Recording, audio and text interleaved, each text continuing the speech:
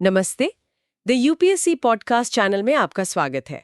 नितिन सिंघानिया की Indian art and culture series में आज हम चैप्टर 20 यानी लॉ एंड कल्चर पर चर्चा करेंगे। नमस्ते। तो आर्ट एंड कल्चर में कानून की बात सुनने में थोड़ा अजीब लगता है ना? हाँ, मतलब जैसे किसी पेंटिंग की क्लास में कोई आकर संविधान की किताब खोल दे। एग्जैक्टली। लेकिन असल में हमारी संस्कृति, हमारी विरासत इतनी विशाल और कीमती है कि उसे बचाने के लिए, उसे सहेजने के लिए कानून की ढाल बहुत जरूरी है। बिल्कुल। और ये सिर्फ म्यूजियम में रखी चीजों की बात नहीं है। नहीं। हमारे सोर्सेज के मुताबिक history, fine arts, literary artifacts impress upon the world about our nation's heritage and importance. Exactly. मतलब हमारा इतिहास, हमारी कला, हमारा साहित्य ही तो दुनिया को बताता है कि भारत क्या है। हाँ, ये हमारी सॉफ्ट पावर है, हमारी पहचान है। इसीलिए संविधान में इसका जिक्र इतना जरूरी हो जाता है। तो चलिए इसी के साथ अपनी ये पड़ताल शुरू करते हैं और सबसे पहले उठाते हैं आर्टिकल 29 को। आर्टिकल 29। तो इसका टाइटल है protection of interest of minorities, यानी अल्पसंख्यकों के हितों का संरक्षण। अब जैसे ही हम माइनॉरिटी शब्द सुनते हैं, हमारे दिमाग में अक्सर धार्मिक अल्पसंख्यक आते हैं। हाँ, वो एक नेचुरल अजम्पशन है। पर यहाँ बात उससे कहीं ज्यादा गहरी है। बहुत ज्यादा। संविधान की भाषा बहुत साफ है, मैं सीधे सोर्स से बताता हूँ। हाँ, बताइए।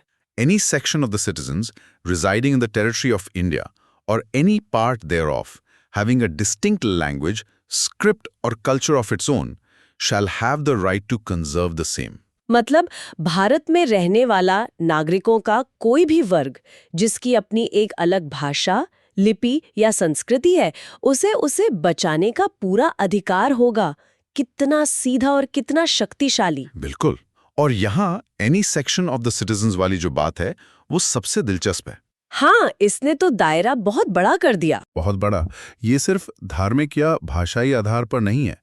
हमारा सोर्स साफ तौर पर उदाहरण देता है, जैसे छत्तीसगढ़, राजस्थान, नॉर्थ ईस्ट के क्षेत्र और ओडिशा की जनजातीय आबादी। अच्छा। सोचकर देखिए, बस्तर का कोई आदिवासी समुदाय अपनी हजारों साल पुरानी घोटुल परंपरा को बचाना चाहता है। हाँ। या नागालैंड की कोई जनजाति अपनी अनोखी शॉल बनाने की कला को, तो ये आर्टिकल उन्हें ये हक देता है। और ये सिर्फ हक नहीं, एक संवैधानिक गारंटी है। बिल्कुल, एक कॉन्स्टिट्यूशनल गारंटी। बिल्कुल। और सोर्स में पारसी समुदाय का भी जिक्र है, जो संख्या में बहुत कम है।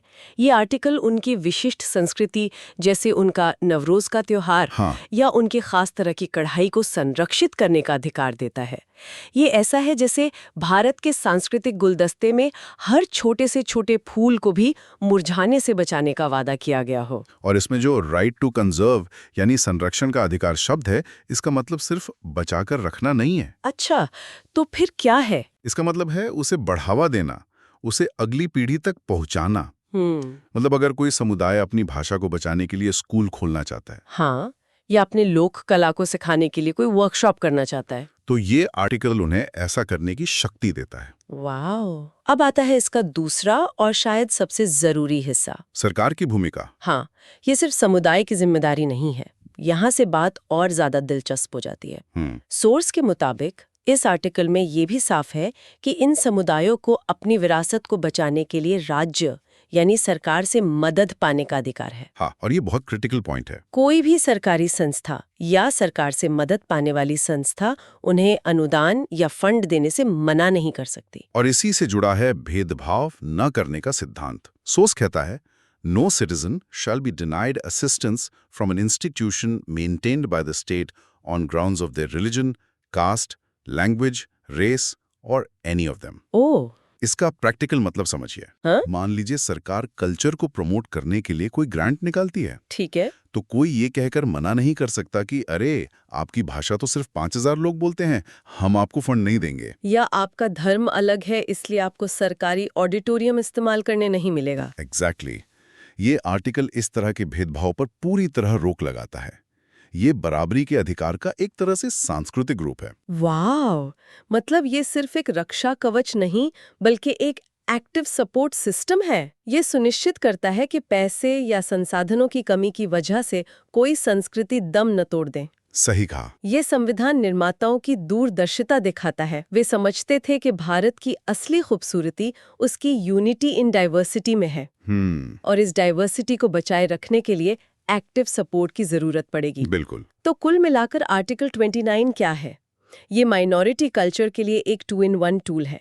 एक तरफ ये उनकी भाषा, लिपि और संस्कृति पर किसी भी बाहरी अतिक्रमण से बचाता है, और दूसरी तरफ ये राज्य को उनकी मदद करने के लिए बाध्य करता है, वो भी बिना किसी भेदभाव के। सही। यहाँ एक अहम सवाल भी उठता है कि एक विशिष्ट संस्कृति को संरक्षित करने और एक राष्ट्र के रूप में मुख्य धारा में एकीकृत होने के बीच संतुलन कैसे बनाया जाए। हाँ, ये तो एक बहुत बड़ा चैलेंज है। आर्टिकल 29 इसी जटिल समीकरण को सुलझाने के लिए समुदायों को कानूनी ताकत देता है ताकि वे ये संतुलन अपनी शर्तों पर बना सकें।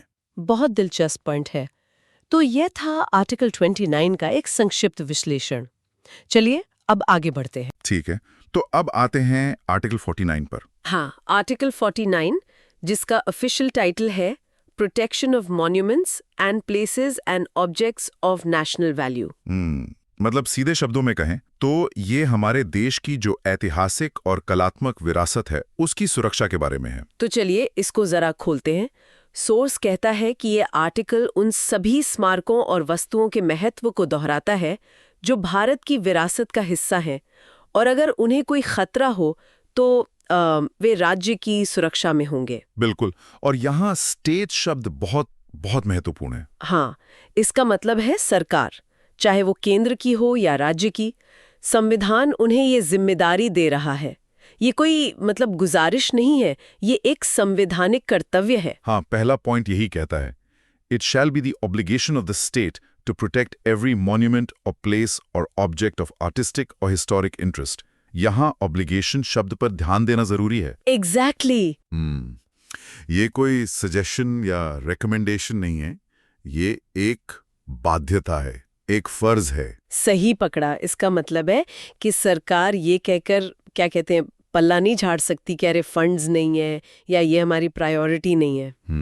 अगर कोई ऐतिहासिक महत्व की जगह या चीज है तो उसकी रक्षा करना सरकार का कॉन्स्टिट्यूशनल दायित्व है। जैसे एक परिवार में बच्चों की देखभाल करना माता पिता का फर्ज होता है, वैसे ही देश के विरासत की देखभाल करना स्टेट का फर्ज है। और इसमें लिखा है एवरी मॉन्यूमेंट और प्लेस और ऑब्जेक्ट। एवरी मतलब हर एक। तो इसमें सिर्फ ताजमहल या लाल किला जैसी बड़ी बड़ी जगह ही नहीं आती होंगी। नहीं, बिल्कुल नहीं। और यही तो इस आर्टिकल की खूबसूरती है, एवरी का दायरा बहुत बड़ा है। अच्छा। जैसे मॉन्यूमेंट्स की बात करें तो इसमें बड़े किलों से लेकर किसी छोटे से गांव में बना कोई सदियों पुराना मंदिर या किसी शहर के बीच में खड़ी कोई पुरानी हवेली भी आ सकती है। ओके। फिर है प्लेस। ये सिर्फ इमारत नहीं बल्कि पूरी जगह हो सकती है, जैसे जलियांवाला बाग या हड़प्पा मोहनजोदड़ो की कोई खुदाई माली साइट।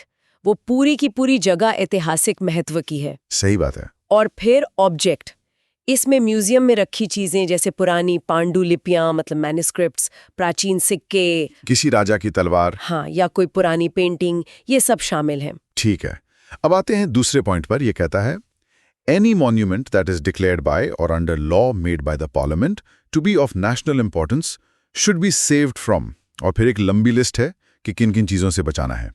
तो ये पहले पॉइंट से कैसे अलग हुआ? ये एक बहुत अच्छा सवाल है। देखिए, पहला पॉइंट एक जनरल, एक व्यापक दायित्व है, लेकिन दूसरा पॉइंट ज्यादा स्पेसिफिक और कानूनी तौर पर मजबूत है। इसमें declared by law made by the parliament का जिक्र है। मतलब संसद बाकायदा कानून बनाती है इसके लिए? हाँ। संसद कानून बनाकर एक सूची तैयार करती है कि कौन कौन सी जगह या चीजें राष्ट्रीय महत्व की हैं, नेशनल इंपॉर्टेंस की। जैसे आर्कियोलॉजिकल सर्वे ऑफ इंडिया मतलब ASI जिन साइट्स की देखरेख करता है वो इसी श्रेणी में आती हैं। एक बार कोई चीज इस लिस्ट में आ गई तो उसकी सुरक्षा के नियम और भी कड़े हो जाते हैं। समझ गया। तो अब उस लिस्ट पर आते हैं कि इन राष्ट्रीय महत्व की चीजों को किस किस से बचाना है।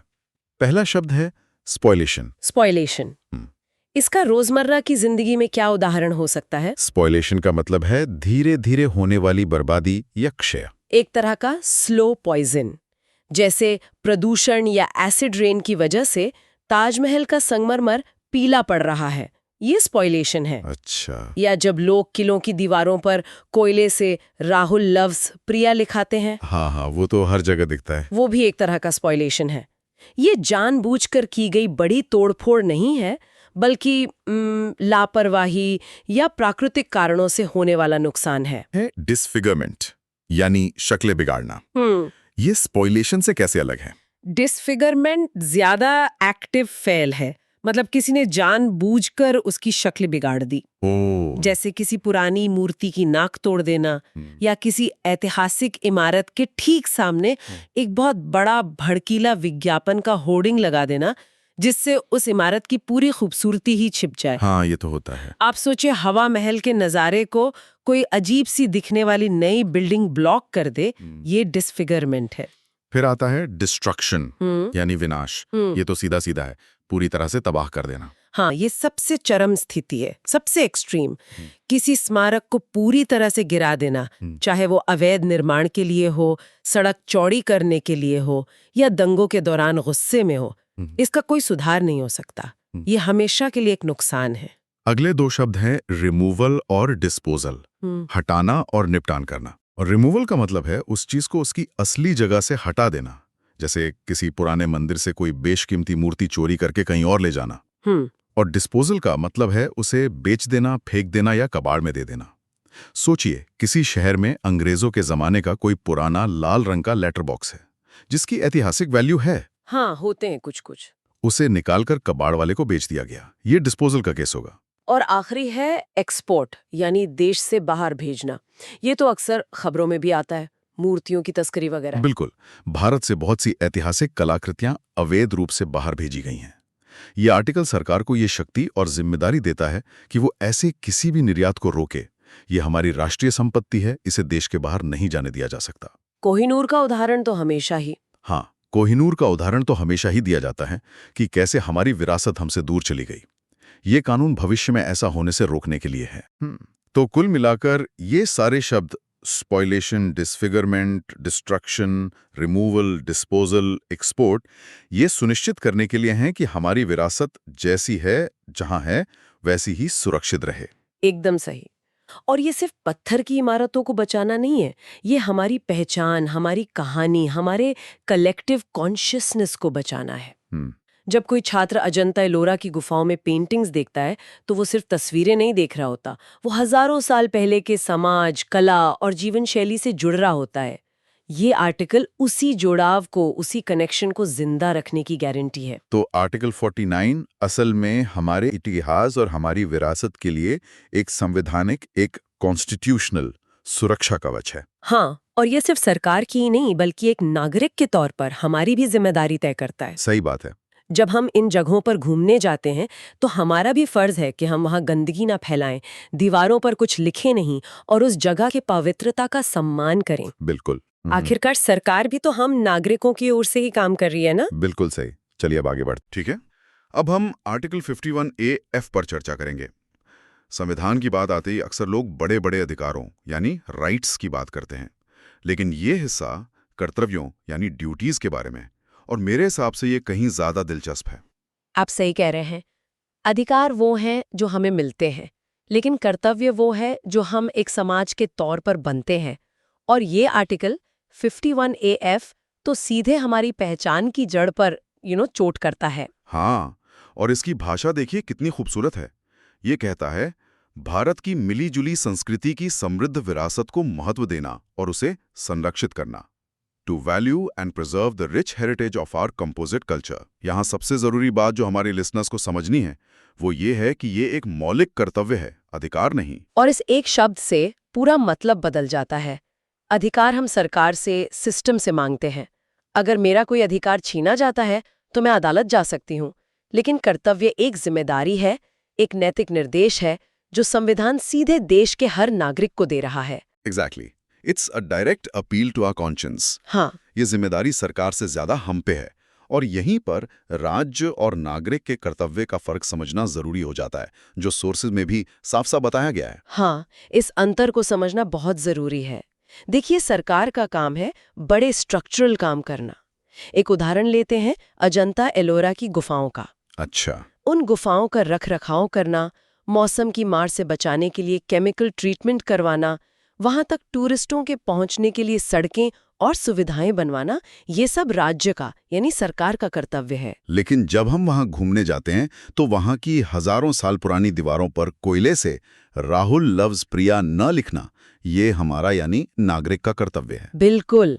और मुझे लगता है राहुल और प्रिया का प्यार जितना अमर है, उतनी ही अमर हमारी ये आदत भी है। सही बात है। या वहां जाके चिप्स के पैकेट और कोल्ड ड्रिंक की बोतलें कोनों में ना फेंकना।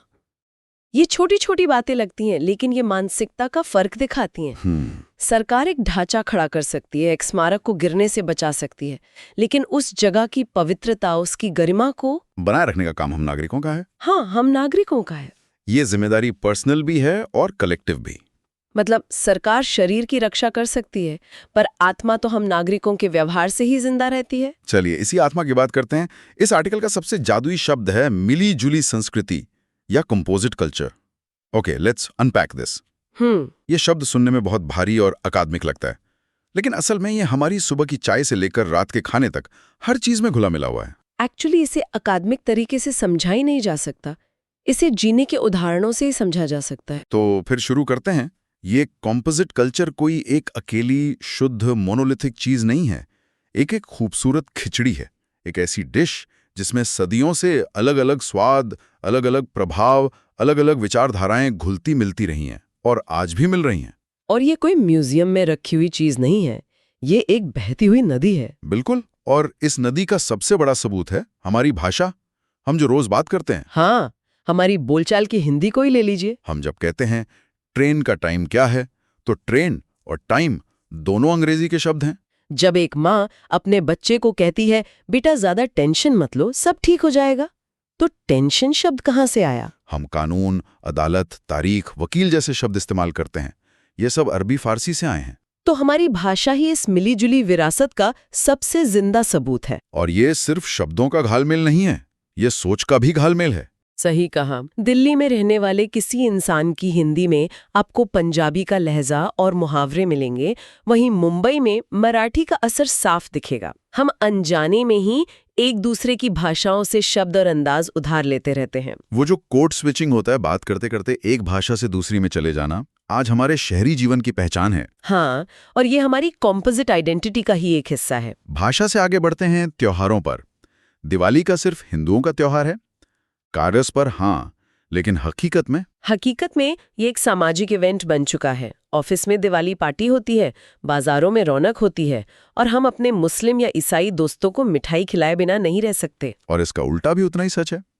ईद पर सेवैयां खाने का इंतजार कई गैर मुस्लिम घरों में होता है। बिल्कुल। और क्रिसमस पर सीक्रेट सांता का खेल आज भारत के लगभग हर कॉर्पोरेट ऑफिस में खेला जाता है। ये त्योहार अपनी धार्मिक सीमाओं को लांघकर हमारे सामाजिक ताने बाने का हिस्सा बन गए हैं। They have become secular cultural markers. और अब आते मेरी पसंदीदा चीज पर, खाना। If we connect this to the bigger picture, एक आम भारतीय थाली कंपोजिट कल्चर का सबसे मजेदार और जीता जागता उदाहरण है। हाँ। सोचिए, एक थाली में उत्तर भारत की दाल है, दक्षिण का चावल है, साथ में अचार है, और अचार बनाने का तरीका तो भारत में हर 100 किलोमीटर पर बदल जाता है। यहाँ एक बहुत दिलचस्प बात है, हम आलू और टमाटर के बिना भारतीय खाने की कल्पना भी नहीं कर सकते। बिल्कुल नहीं। सब्जी हो या दाल, हर चीज में टमाटर पड़ता है, लेकिन टमाटर और आलू दोनों ही पुर्तगाली लोग साउथ अमेरिका से लेकर आए थे। हरी मिर्च भी वहीं से आई। अच्छा। हाँ, और समोसा जो हमें एकदम भारतीय स्नैक लगता है, वो असल में मध्य एशिया से आया था। उसका असली नाम संबोसा था। ये तो कमाल की बात है।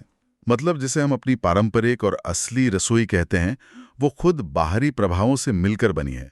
This shows that our identity is fundamentally built on adoption and adaptation. हमारी विरासत ही नए को अपनाने का इतिहास है, और यही इसकी खूबसूरती है। एक और उदाहरण लीजिए, शादी ब्याह का। हाँ। पंजाबी शादियों की संगीत और मेहंदी की रस्म कितनी मशहूर है, लेकिन आज आप देखिए, चाहे बंगाली शादी हो या तमिल या मराठी, मेहंदी और संगीत का फंक्शन हर जगह लोकप्रिय हो गया है। इसमें बॉलीवुड का बहुत बड़ा हाथ है। उसने एक तरह का नेशनल वेडिंग टेम्पलेट बना दिया है। सही। तो ये संस्कृतियों का एक दूसरे से उधार लेना, सीखना और ज्यादा समृद्ध होना है। ये कोई कल्चरल अप्रोप्रिएशन नहीं है, बल्कि एक ऑर्गेनिक प्रोसेस है, एक स्वाभाविक प्रक्रिया है। बिल्कुल। संस्कृति जब रुक जाती है तो वो मर जाती है। उसका प्रवाह ही उसकी जिंदगी है। और ये प्रवाह हमें विरासत के दूसरे पहलू पर ले जाता है, जिसकी बात सोर्सेज में भी है, मूर्त और अमूर्त विरासत। Tangible and intangible. हाँ, चलिए इसे समझते हैं। मूर्त यानी टैंजिबल हेरिटेज, वो चीजें हैं जिन्हें हम छू सकते हैं, देख सकते हैं, जैसे पुराने किले, मंदिर, मकबरे, पांडुलिपियां, लाल किला, ताजमहल, कोणार्क का सूर्य मंदिर। जब हम इन जगहों पर जाते हैं तो एक गर्व का एहसास होता है, इतिहास से जुड़ाव महसूस होता है। लेकिन कभी-कभी उनकी खराब हालत देखकर, दीवारों पर नाम गुदे देखकर दुख भी होता है। और ये दुख हमें सीधे हमारे नागरिक कर्तव्य से जोड़ता है। सही कहा। लेकिन इनटैंजिबल हेरिटेज यानी अमूर्त विरासत इससे कहीं ज्यादा नाजुक और शायद ज्यादा जरूरी भी है। ये वो चीजें हैं जिन्हें हम छू नहीं सकते, लेकिन महसूस करते हैं, जीते हैं। ये हमारी रगों में है। जैसे बनारस का संगीत घराना, जहाँ संगीत सिखाने की खास परंपरा, एक गुरु शिष्य परंपरा पीढ़ी दर पीढ़ी चली आ रही है। या राजस्थान का कालबेलिया नृत्य, या फिर दादी नानी की सुनाई हुई पंचतंत्र की कहानियां, जो हमें नैतिकता सिखाती हैं, हमारी सोच को आकार देती हैं। ये किसी किताब में नहीं, बल्कि हमारी यादों में जिंदा है। मैं इसमें एक और चीज जोड़ना चाहूंगा जो बहुत व्यक्तिगत है। कोई खास पारंपरिक व्यंजन बनाने की विधि, जैसे मेरी दादी के हाथ के आम के अचार का जो स्वाद था, वो एक रेसिपी से कहीं ज्यादा था। हाँ, वो एक याद है। ठीक है, तो अब हम इंडियन ट्रेजर ट्रोव एक्ट 1878 पर चर्चा करेंगे। तो ये कानून है 1878 का, यानी ब्रिटिश जमाने का। अब पहली नजर में तो ये बड़ा अच्छा लगता है कि अंग्रेज हमारी धरोहर, हमारे खजानों को बचाने के लिए एक कानून बना रहे थे। लेकिन साल है 1878। 1857 की क्रांति को सिर्फ 21 साल हुए हैं। माहौल में अभी भी टेंशन तो है ही। बिल्कुल है। तो सवाल ये उठता है कि अंग्रेजों को अचानक भारत के खजानों की इतनी फिक्र क्यों होने लगी? क्या वो वाकई हमारी हेरिटेज बचाना चाहते थे? शायद बचाना सही शब्द नहीं है, इसे कंट्रोल करना कह सकते हैं। अच्छा, देखिए, 1857 के बाद ब्रिटिश क्राउन ने सीधे तौर पर इंडिया का चार्ज ले लिया था। अब उनका गोल सिर्फ व्यापार करना नहीं था, बल्कि इंडिया पर पूरी तरीके से शासन करना था, एडमिनिस्ट्रेटिवली और साइकोलॉजिकली भी। और शासन करने का एक बहुत बड़ा हिस्सा होता है किसी जगह के इतिहास पर कब्जा करना, उसकी नैरेटिव पर। एग्जैक्टली। मतलब तुम कौन हो ये बताने के लिए पहले ये कंट्रोल करो कि तुम कौन थे। राइट। और उस दौर में हो क्या रहा था? ब्रिटिश एक एक करके रियासतें, प्रिंसली स्टेट्स अपने कब्जे में ले रहे थे। हाँ। तो जब कोई राजा हारता था तो सबसे पहले क्या होता था? उसकी तिजोरी और खजाने पर कब्जा। हाँ, ये एक स्टैंडर्ड ऑपरेटिंग प्रोसीजर था। लेकिन वो सिर्फ सोने चांदी की लूट नहीं थी। उन्हें धीरे धीरे एहसास हुआ कि इन चीजों की एक हिस्टोरिकल और आर्कियोलॉजिकल वैल्यू भी है। ये सिर्फ दौलत नहीं है, ये इतिहास है। मतलब एक सिक्का सिर्फ सोना नहीं है, वो ये भी बताता है कि किस राजा ने उसे जारी किया, उसका राज कहाँ तक था, उसका सिंबल क्या है, भाषा कौन सी है। तो एक हिस्टोरिकल डॉक्यूमेंट हो गया पूरा। प्रिसाइसली। एक मुहर, एक मूर्ति, ये सब बता सकती हैं कि यहाँ कौन सा राजवंश था, उनका शासन कैसा था। ये भारत के गौरवशाली अतीत के सबूत थे। और ब्रिटिश को ये समझ आ गया था कि अगर इस सबूत को कंट्रोल कर लिया जाए तो भारत के अतीत की कहानी भी वही सुनाएंगे जो वो चाहते हैं। तो उन्होंने एक सिस्टम बनाया। इस एक्ट का असली मकसद था कि जो भी खजाना एक्सीडेंटली मिले उसे सबसे पहले सरकारी कब्जे में लिया जाए, ताकि एक प्रॉपर डायरेक्टरी, एक लिस्ट बन सके क्या क्या मिला है, और फिर सरकार यानी ब्रिटिश सरकार उसे लॉफुली डिस्पोज कर सके। हाँ, ये लॉफुल शब्द बड़ा इंटरेस्टिंग है यहाँ। मतलब अपने हिसाब से कानून बनाकर चीजों को लीगली अपना बना लेना। क्या स्मार्ट तरीका था ये? बहुत स्मार्ट। लॉफुली डिस्पोज का मतलब था कि अब वो तय करेंगे कि इस खजाने का क्या होगा। क्या ये कलकत्ता के म्यूजियम में जाएगा, या इसे ब्रिटिश म्यूजियम लंदन भेजा जाएगा, या शायद नीलाम कर देंगे। हाँ, या इसे नीलाम करके पैसा सरकारी खजाने में जाएगा। सारा कंट्रोल उनके हाथ में। तो ये एक्ट सिर्फ खजाना बचाने के लिए नहीं था, ये उस खजाने से जुड़े इतिहास और उसके मूल्य दोनों पर कब्जा करने का एक कानूनी ढांचा था। चलिए, तो फिर इस एक्ट के मेन पॉइंट्स को अनपैक करते हैं। सबसे पहली और सबसे जरूरी बात क्या थी? किसी को कुछ मिल जाए तो उसे करना क्या था? सबसे पहला और सबसे सीधा नियम था, अगर आपको कोई भी खजाना जिसकी कीमत 10 रुपए से ज्यादा हो, और उस जमाने में 10 रुपए बहुत बड़ी रकम थी, बहुत बड़ी, तो अगर वो आपको जमीन में गड़ा हुआ, किसी पुरानी दीवार में छुपा हुआ कहीं भी मिलता है तो आप उसे चुपचाप अपने घर नहीं ले जा सकते। अरे, वो आपका पर्सनल लॉटरी टिकट नहीं है। मतलब अगर किसी किसान को अपने खेत में जुताई करते हुए मटका भर सोने के सिक्के मिल गए तो वो रातों रात अमीर नहीं बन सकता। नहीं बन सकता। ये तो हर फिल्म के सीन के खिलाफ है। हर हिंदी फिल्म में तो यही होता है, गरीब को खजाना मिलता है और उसकी जिंदगी बदल जाती है। बिल्कुल, इस कानून ने तो सपने पर ही पानी फेर दिया। कानून के हिसाब से ये उसकी ड्यूटी थी कि वो तुरंत जाकर अपने जिले के डिस्ट्रिक्ट कलेक्टर को हाँ, या फिर सबसे करीबी सरकारी खजाने मतलब गवर्नमेंट ट्रेजरी में इसकी खबर दे। ये कोई ऑप्शन नहीं था, ये एक लीगल ऑब्लिगेशन थी। सोचिए उस किसान की हालत, एक तरफ पीढ़ियों की गरीबी मिटाने का मौका और दूसरी तरफ एक अनजान ताकतवर अंग्रेज कलेक्टर का दफ्तर। और मैं सोच सकता हूँ कि उस ऑफिस जाना भी कोई आसान काम नहीं होगा। चपरासी से लेके क्लर्क तक सब शक की नजर से देख रहे होंगे और सिर्फ ये बताना काफी नहीं था कि जनाब खजाना मिला है। नहीं, बिल्कुल नहीं। सोर्स में लिखा है all the relevant information about the artefacts should be submitted. इसका क्या मतलब हुआ? मतलब पूरी जासूसी करके जाना था? इसका मतलब है पूरी कुंडली बतानी पड़ेगी, एक एक डिटेल। जैसे क्या मिला, सिक्के हैं, मूर्ति है या गहने, किस धातु का है, कितना मिला, वजन कितना है, गिनती कितनी है, कहाँ मिला, खेत के किस कोने में, कितनी गहराई पर, अच्छा, किस हाल में मिला, क्या वो किसी बर्तन में था या ऐसी बिखला पड़ा था, और ये भी कि आपको मिला कैसे, क्या आप जमीन खोद रहे थे या बस यूं ही टहल रहे थे। हर चीज। हाँ, वो चीज कैसी दिखती है, उस पर कोई निशान है, कोई भाषा लिखी है, बेसिकली एक पूरी रिपोर्ट देनी होगी। ये तो एक तरह से उस खजाने का FIR कटवाने जैसा था। बिल्कुल सही एनालॉजी है।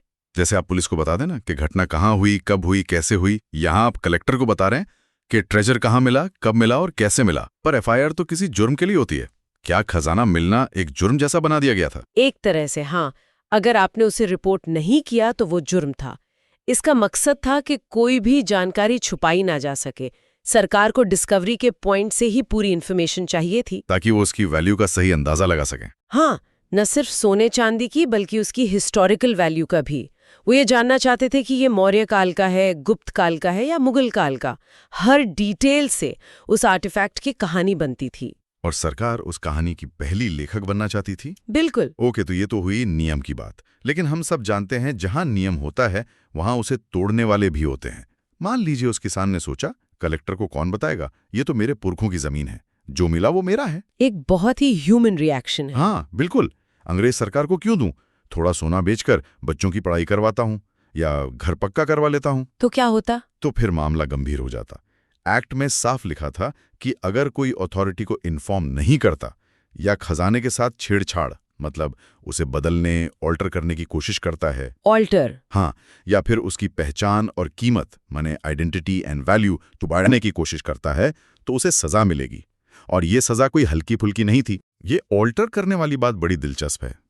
ये सिर्फ छुपाने से ज्यादा खतरनाक क्यों माना गया? मतलब क्या कोई सोने के सिक्कों को पिघलाकर बिस्किट बना देता ताकि पहचान ही मिट जाए? प्रिसाइजली। और यहीं पर इस कानून का असली मकसद सामने आता है। सोचिए, एक सिक्का गुप्त काल का है, उस पर सम्राट समुद्रगुप्त की वीणा बजाते हुए तस्वीर हो सकती है। अब एक जौहरी के लिए वो सिर्फ 10 ग्राम सोना है, लेकिन एक इतिहासकार के लिए वो उस दौर की कला, संस्कृति और अर्थव्यवस्था का एक अनमोल सबूत है। सही बात है। उसकी कीमत सिर्फ सोने की नहीं बल्कि उसके इतिहास की है। अगर किसी ने उसे पिघला दिया तो इतिहास का एक पन्ना हमेशा के लिए गायब हो गया। हमेशा के लिए। या मान लीजिए किसी को चोल वंश की एक कांस्य की मूर्ति मिली जिस पर राज चिन्ह खुदा हुआ है और उसने वो राज चिन्ह खुरच दिया ताकि कोई पहचान ना सके और वो उसे बस एक पुरानी पत्थर की मूर्ति बताकर बेच दे। बिल्कुल। ब्रिटिश सरकार के लिए ये सबसे बड़ा अपराध था। सोना चांदी तो वो वैसे भी टैक्स लगाकर ले ही रहे थे, लेकिन इतिहास का ये सबूत दोबारा नहीं बनाया जा सकता। उन्हें पता था कि भारत का इतिहास इन्हीं छोटी छोटी चीजों में छिपा है। और जो इतिहास को कंट्रोल करता है वो एक तरह से लोगों की कलेक्टिव कॉन्शियसनेस को भी कंट्रोल करता है। इसलिए ऑल्टरिंग द ट्रेजर एक बड़ा जुर्म माना गया। आप सिर्फ सोना नहीं चुरा रहे, आप सबूत मिटा रहे हैं। और सजा क्या थी? सोर्स कहता है हेफ्टी फाइन और इवन बी जेल्ड। ये तो काफी सीरियस है। मतलब ये नहीं कि 100 रुपए का जुर्माना देके छूट गए। नहीं, बिल्कुल नहीं। हेफ्टी फाइन का मतलब होता था कि खजाने की अनुमानित कीमत के बराबर या उससे भी ज्यादा जुर्माना। बाप रे। अगर किसी को 500 रुपए के सिक्के मिले तो उस पर 500 या 1000 रुपए का जुर्माना लग सकता था, जो उसे कंगाल कर देता, और साथ में 1 साल तक की जेल भी हो सकती थी। ये एक मैसेज था, एक बहुत साफ संदेश था कि देश के इतिहास और धरोहर पर अब से सरकार का हक है, किसी व्यक्ति का नहीं। आपकी जमीन के नीचे जो है वो भी आपका नहीं है, वो राज्य का है। हाँ, the state is the owner of the past. ये तो साफ है, लेकिन मुझे इस कानून का एक पहलू और भी ज्यादा दिलचस्प लगा, और वो है जमीन के मालिक की जिम्मेदारी। हाँ, ये बहुत पेचीदा था। मतलब खजाना ढूंढा किसी और ने, किसी मजदूर ने, लेकिन जिम्मेदारी जमीन के मालिक की। ये क्या चक्कर है? ये तो बिल्कुल उल्टा लगता है। ये ब्रिटिश एडमिनिस्ट्रेशन का एक क्लासिक तरीका था पावर स्ट्रक्चर का इस्तेमाल करना। अच्छा। वो हमेशा हायरार्की में ऊपर वाले को पकड़ते थे ताकि नीचे वाले अपने आप लाइन पर आ जाएं। क्लॉज कहता है कि अगर जमीन का मालिक जहां खजाना मिला है उस खजाने का एक हिस्सा, एक परसेंटेज ब्रिटिश सरकार के साथ शेयर करने में नाकाम रहता है तो उस पर मुकदमा चलेगा। अरे बाप रे, ये तो बहुत ही अजीब बात है। मतलब मिला किसी को, और अगर मालिक ने सरकार को उसका कट या हिस्सा नहीं दिया तो सजा मालिक को मिलेगी। हाँ, जबकि हो सकता है मालिक को पता भी ना हो कि उसकी जमीन पर किसी को कुछ मिला है। बिल्कुल हो सकता है। और सजा भी कोई कम नहीं, convicted in front of the magistrate and gelled for 6 months और फाइंड, और बोथ 6 महीने की जेल। बिल्कुल। अब इस क्लॉज के पीछे की साइकोलॉजी समझिए। इससे 2 चीजें होती थीं। एक, सरकार को बिना मेहनत किए खजाने में हिस्सा मिल जाता था, वो सीधे लैंड ओनर के पास पहुंच गए। हाँ। दूसरा, इससे लोकल जमींदार या लैंड ओनर पर एक जबरदस्त दबाव बनता था। अब ये उसकी जिम्मेदारी थी कि वो पता लगाए कि उसकी जमीन के चप्पे चप्पे पर क्या हो रहा है। तो इसका असर ये हुआ कि अब जमींदार को अपने ही खेत में काम करने वाले मजदूरों पर जासूसी करनी पड़ेगी। हाँ, एक तरह से। कि कहीं इन्हें कुछ मिला तो नहीं, और ये मुझे बिना बताए गायब तो नहीं कर देंगे। ये तो एक तरह का सोशल इंजीनियरिंग था, कानून की आड़ में। सही पकड़ा आपने। अब लैंडलॉर्ड के हित सरकार के हितों से जुड़ गए। अगर मजदूर कुछ छुपाता है तो फंसेगा मालिक, तो मालिक अब ये सुनिश्चित करेगा कि हर छोटी बड़ी चीज सरकार को रिपोर्ट हो। मतलब सरकार ने अपनी पुलिसिंग का काम जमींदार को आउटसोर्स कर दिया। प्रिसाइसली। ये डिवाइड एंड रूल की नीति का ही एक विस्तार था जो उनके एडमिनिस्ट्रेशन के हर पहलू में दिखता था। इसे एक रियल लाइफ सिचुएशन में सोचकर देखते हैं। मान लीजिए राजस्थान में एक बड़ी सी पुरानी हवेली है जिसके मालिक दिल्ली या मुंबई में रहते हैं, एब्सेंटी लैंडलॉर्ड हैं। ठीक है। वहां रेनोवेशन का काम चल रहा है और काम करने वाले किसी मजदूर को खुदाई में कुछ पुरानी अशर्फियां मिली। उसने चुपचाप वो गायब कर दी और बेच दी। अब अगर ये बात किसी तरह सरकार तक पहुंची तो सजा उस मजदूर से पहले उस हवेली के मालिक को हो सकती है कि तुमने अपना हिस्सा सरकार को क्यों नहीं दिया। सही। और मालिक ये दलील भी नहीं दे सकता कि मुझे तो पता ही नहीं था। कानून की नजर में ये उसकी जमीन थी और इसलिए उसकी जिम्मेदारी थी। ये सिस्टम फाइंडर और ओनर के बीच, मतलब मजदूर और मालिक के बीच, एक शक और अविश्वास पैदा करता था और दोनों के ऊपर सरकार का कंट्रोल स्थापित करता था। बिल्कुल। सरकार ये सुनिश्चित कर रही थी कि हर लेवल पर लोग उसके प्रति जवाबदेह हों, एक दूसरे के प्रति नहीं। जो भरोसा शायद सदियों से मालिक और मजदूर के बीच रहा होगा, इस एक कानून ने उसे तोड़ने का काम किया। तो क्या ये कानून आज भी हमारे साथ है? इसकी विरासत आज भी भारत के लीगल सिस्टम में मौजूद है? मतलब आज अगर मुझे अपने घर के गार्डन में खुदाई करते हुए कुछ मिलता है तो क्या होगा? बिल्कुल मौजूद है। आज़ादी के बाद इसी एक्ट को द ट्रेजर ट्रोव एक्ट 1878 के नाम से भारतीय कानून में एडॉप्ट कर लिया गया। आज भी भारत में अगर किसी को कोई पुरातत्व महत्व की चीज या खजाना मिलता है तो उस पर सरकार का हक होता है? हाँ, व्यक्ति का नहीं। नींव उसी 1878 के एक्ट ने रखी थी। आज भी आपको उसे आर्कियोलॉजिकल सर्वे ऑफ इंडिया, मतलब ASI, या लोकल अथॉरिटी को रिपोर्ट करना होता है। तो ये सोचने वाली बात है कि ये कानून जो एक कॉलोनियल पावर ने अपने फायदे के लिए भारत के इतिहास पर कब्जा करने के लिए बनाया था, वो आज भी एक आजाद देश में लगभग वैसे ही लागू है। हाँ, ये एक बड़ी डिबेट है। एक तरफ ये तर्क है कि देश की धरोहर किसी एक व्यक्ति की नहीं बल्कि सबकी साझा विरासत है और इसलिए उसका कस्टोडियन राज्य को ही होना चाहिए। सही, इससे हमारी हिस्ट्री को प्रिजर्व करने में मदद मिलती है। लेकिन दूसरी तरफ ये भी सच है कि इस कानून की जड़ें कॉलोनियल कंट्रोल में है। इसने हमेशा के लिए ये तय कर दिया कि विरासत कलेक्टिव होती है, इंडिविजुअल नहीं, और उस कलेक्टिव विरासत का मैनेजर और मालिक राज्य होगा। तो कुल मिलाकर इंडियन ट्रेजर ट्रोव एक्ट सिर्फ खजाना खोजने के बारे में नहीं था, ये इतिहास, विरासत और सत्ता पर कंट्रोल स्थापित करने का एक कानूनी हथियार था। बिल्कुल। इसने जमीन के नीचे दबे अतीत का असली मालिक कौन होगा, इस सवाल का जवाब हमेशा के लिए बदल दिया। हाँ, इसने कहा कि असली मालिक ना तो वो व्यक्ति है जिसकी जमीन है और ना वो व्यक्ति जिसे वो मिला है। असली मालिक है द स्टेट। और अंग्रेजों ने इस कानून के जरिए ये साफ कर दिया था कि उस समय द स्टेट का मतलब कौन था। चलिए आगे बढ़ते हैं। ठीक है, तो अब हम एंशिएंट मॉन्यूमेंट्स प्रिजर्वेशन एक्ट 1904 पर चर्चा करेंगे। बिल्कुल। और ये एक ऐसा कानून है जिसकी गूंज आप देखिए आज भी हमारे हेरिटेज कंजर्वेशन के कानूनों में सुनाई देती है। हाँ, ये एक तरह से वो बुनियाद है। जी। और जैसे ही हम 1904 की बात करते हैं, मेरे दिमाग में सबसे पहला सवाल यही आता है। सोचने वाली बात है, 1904 में ब्रिटिश सरकार को अचानक भारत के स्मारकों को बचाने की इतनी जरूरत क्यों महसूस हुई? मतलब जो लोग यहाँ पे एक कमर्शियल एंटरप्राइज चलाने आए थे, फिर राज करने लगे, उन्हें यहाँ की इमारतों से, यहाँ के इतिहास से इतना लगाव कैसे हो गया? सही सवाल है। इसके पीछे उनका असली मकसद क्या था? क्या ये सिर्फ इतिहास से प्यार था या कुछ और था? ये सवाल ही पूरी चर्चा का सार है असल में। अगर हम उस दौर के दस्तावेजों को देखें तो ऊपरी तौर पर मकसद बहुत नेक लगता है। अच्छा। हाँ, दो मुख्य बातें कही गई। पहला, इन स्मारकों का प्रभावी संरक्षण यानी इफेक्टिव प्रिजर्वेशन करना। ठीक है। और दूसरा, इन पर सरकार का पूरा अधिकार यानी अथॉरिटी स्थापित करना। लेकिन जब आप इन दोनों को साथ में रखकर देखते हैं तो तस्वीर थोड़ी अलग बनती है। मतलब ये सिर्फ संरक्षण नहीं था, ये संरक्षण के जरिए नियंत्रण स्थापित करना था। कंट्रोल। एग्जैक्टली। मतलब ये प्रिजर्वेशन विद अ पर्पस था। बिल्कुल। ये कुछ ऐसा है कि कोई आपके घर की पुरानी चीजों को सहेजने आए, लेकिन साथ में ये भी तय करने लगे कि कौन सी चीज कहाँ रखी जाएगी। हाँ, और एक बात जो इन सोर्सेज से साफ होती है वो ये है कि इस कानून का असली निशाना वो स्मारक थे जो निजी हाथों में थे। प्राइवेट ओनरशिप वाले। जी, प्राइवेट ओनरशिप में, जैसे किसी पुराने रजवाड़े की सदियों पुरानी हवेली जो आज भी उनके परिवार के पास है, या कोई प्राचीन मंदिर जिसका ट्रस्ट कोई परिवार चला रहा हो। अच्छा, तो जो इमारतें पहले से सरकारी कब्जे में थीं, वो तो थीं, असली चुनौती ये प्राइवेट प्रॉपर्टीज थीं। आपने बिल्कुल सही नस पकड़ी है। उस समय भारत में हजारों की संख्या में किले, मकबरे, मंदिर, हवेलियां सब प्राइवेट हाथों में थीं। और ब्रिटिश सरकार को ये डर था कि इनके मालिक शायद इनकी ऐतिहासिक कीमत ना समझें। हो सकता है कोई अपनी हवेली के एक हिस्से को तोड़कर नया ढांचा खड़ा कर दे, या कोई पैसों के लिए किसी पुरानी मूर्ति को बेच दे। बिल्कुल। उनके लिए वो शायद बस एक पुरानी टूटती फूटती बिल्डिंग थी, लेकिन सरकार के लिए वो एक हिस्टोरिकल एसेट था जिसे वो अपनी निगरानी में रखना चाहते थे। तो सरकार ने इसका समाधान कैसे निकाला?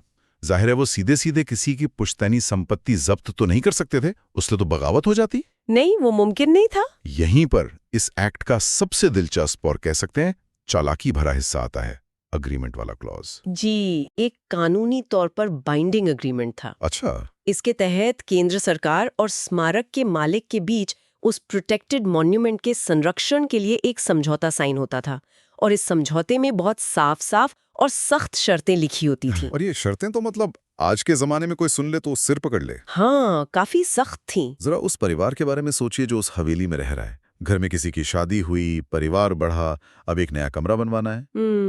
या किसी बच्चे ने कहा थी ये पुरानी जाली वाली खिड़कियां हटाकर बड़ी कांच की खिड़कियां लगाओ, धूप आएगी। इस एग्रीमेंट के बाद ये सब नामुमकिन था, सब बंद। घर में तो रोज महाभारत होती होगी इस बात पर। ये एग्रीमेंट मालिक को स्मारक में कुछ भी नया जोड़ने, उसे गिराने या उसका स्वरूप बिगाड़ने से पूरी तरह रोकता था। पर अगर हम इसके पीछे की गहरी सोच को समझें तो मकसद सिर्फ तोड़फोड़ रोकना नहीं था। तो फिर क्या था? मकसद था स्मारक के ओरिजिनल हिस्टोरिकल कैरेक्टर को, यानी उसके मूल ऐतिहासिक चरित्र को हूबहू बनाए रखना। सरकार ये नहीं चाहती थी कि 16वीं सदी की राजपूत हवेली में 20वीं सदी की सीमेंट की बालकनी बना दी जाए। अच्छा। इससे उसकी पूरी ऐतिहासिक पहचान ही खत्म हो जाती। एक तरह से वो उस इमारत को समय में फ्रीज कर देना चाहते थे। लेकिन ये तो एक तरह से अपनी संपत्ति पर अधिकार छीनने जैसा है। मतलब घर मेरा, जमीन मेरी, लेकिन मैं उसमें अपनी जरूरत के हिसाब से एक बदलाव तक नहीं कर सकता। जी, ये एक बहुत बड़ा प्रतिबंध था। क्या उस समय के मालिकों ने इसका विरोध नहीं किया? क्या इसे लेकर कोई बहस नहीं हुई? विरोध तो जरूर हुआ होगा, लेकिन उस समय की पावर स्ट्रक्चर को समझना होगा। एक तरफ एक आम जमींदार या राजवाड़ा था और दूसरी तरफ ब्रिटिश हुकूमत। हाँ, पलड़ा तो सरकार का ही भारी था। बिल्कुल। हालांकि सरकार ने इसे जबरदस्ती के तौर पर नहीं बल्कि एक सहयोग के तौर पर पेश किया। कहा गया कि हम मिलकर आपके धरोहर को बचाएंगे। मतलब एक मखमली दस्ताने में लोहे का हाथ, आप ऐसा कह सकती हैं। तो ये तो हुई स्मारक को बदलने पर रोक। लेकिन अगर मालिक इन सब पाबंदियों से तंग आकर उसे बेचना ही चाहे तो क्या होता था? मान लीजिए उसने सोचा कि भाई इतनी रोक टोक के साथ कौन रहेगा, इससे अच्छा तो इसे बेच ही देते हैं। तो क्या वो आजाद था किसी भी अमीर बिल्डर को बेचने के लिए? यहीं पर एक्ट का दूसरा बड़ा दांव आता है। सरकार ने पहले से ही इस संभावना के बारे में सोच रखा था।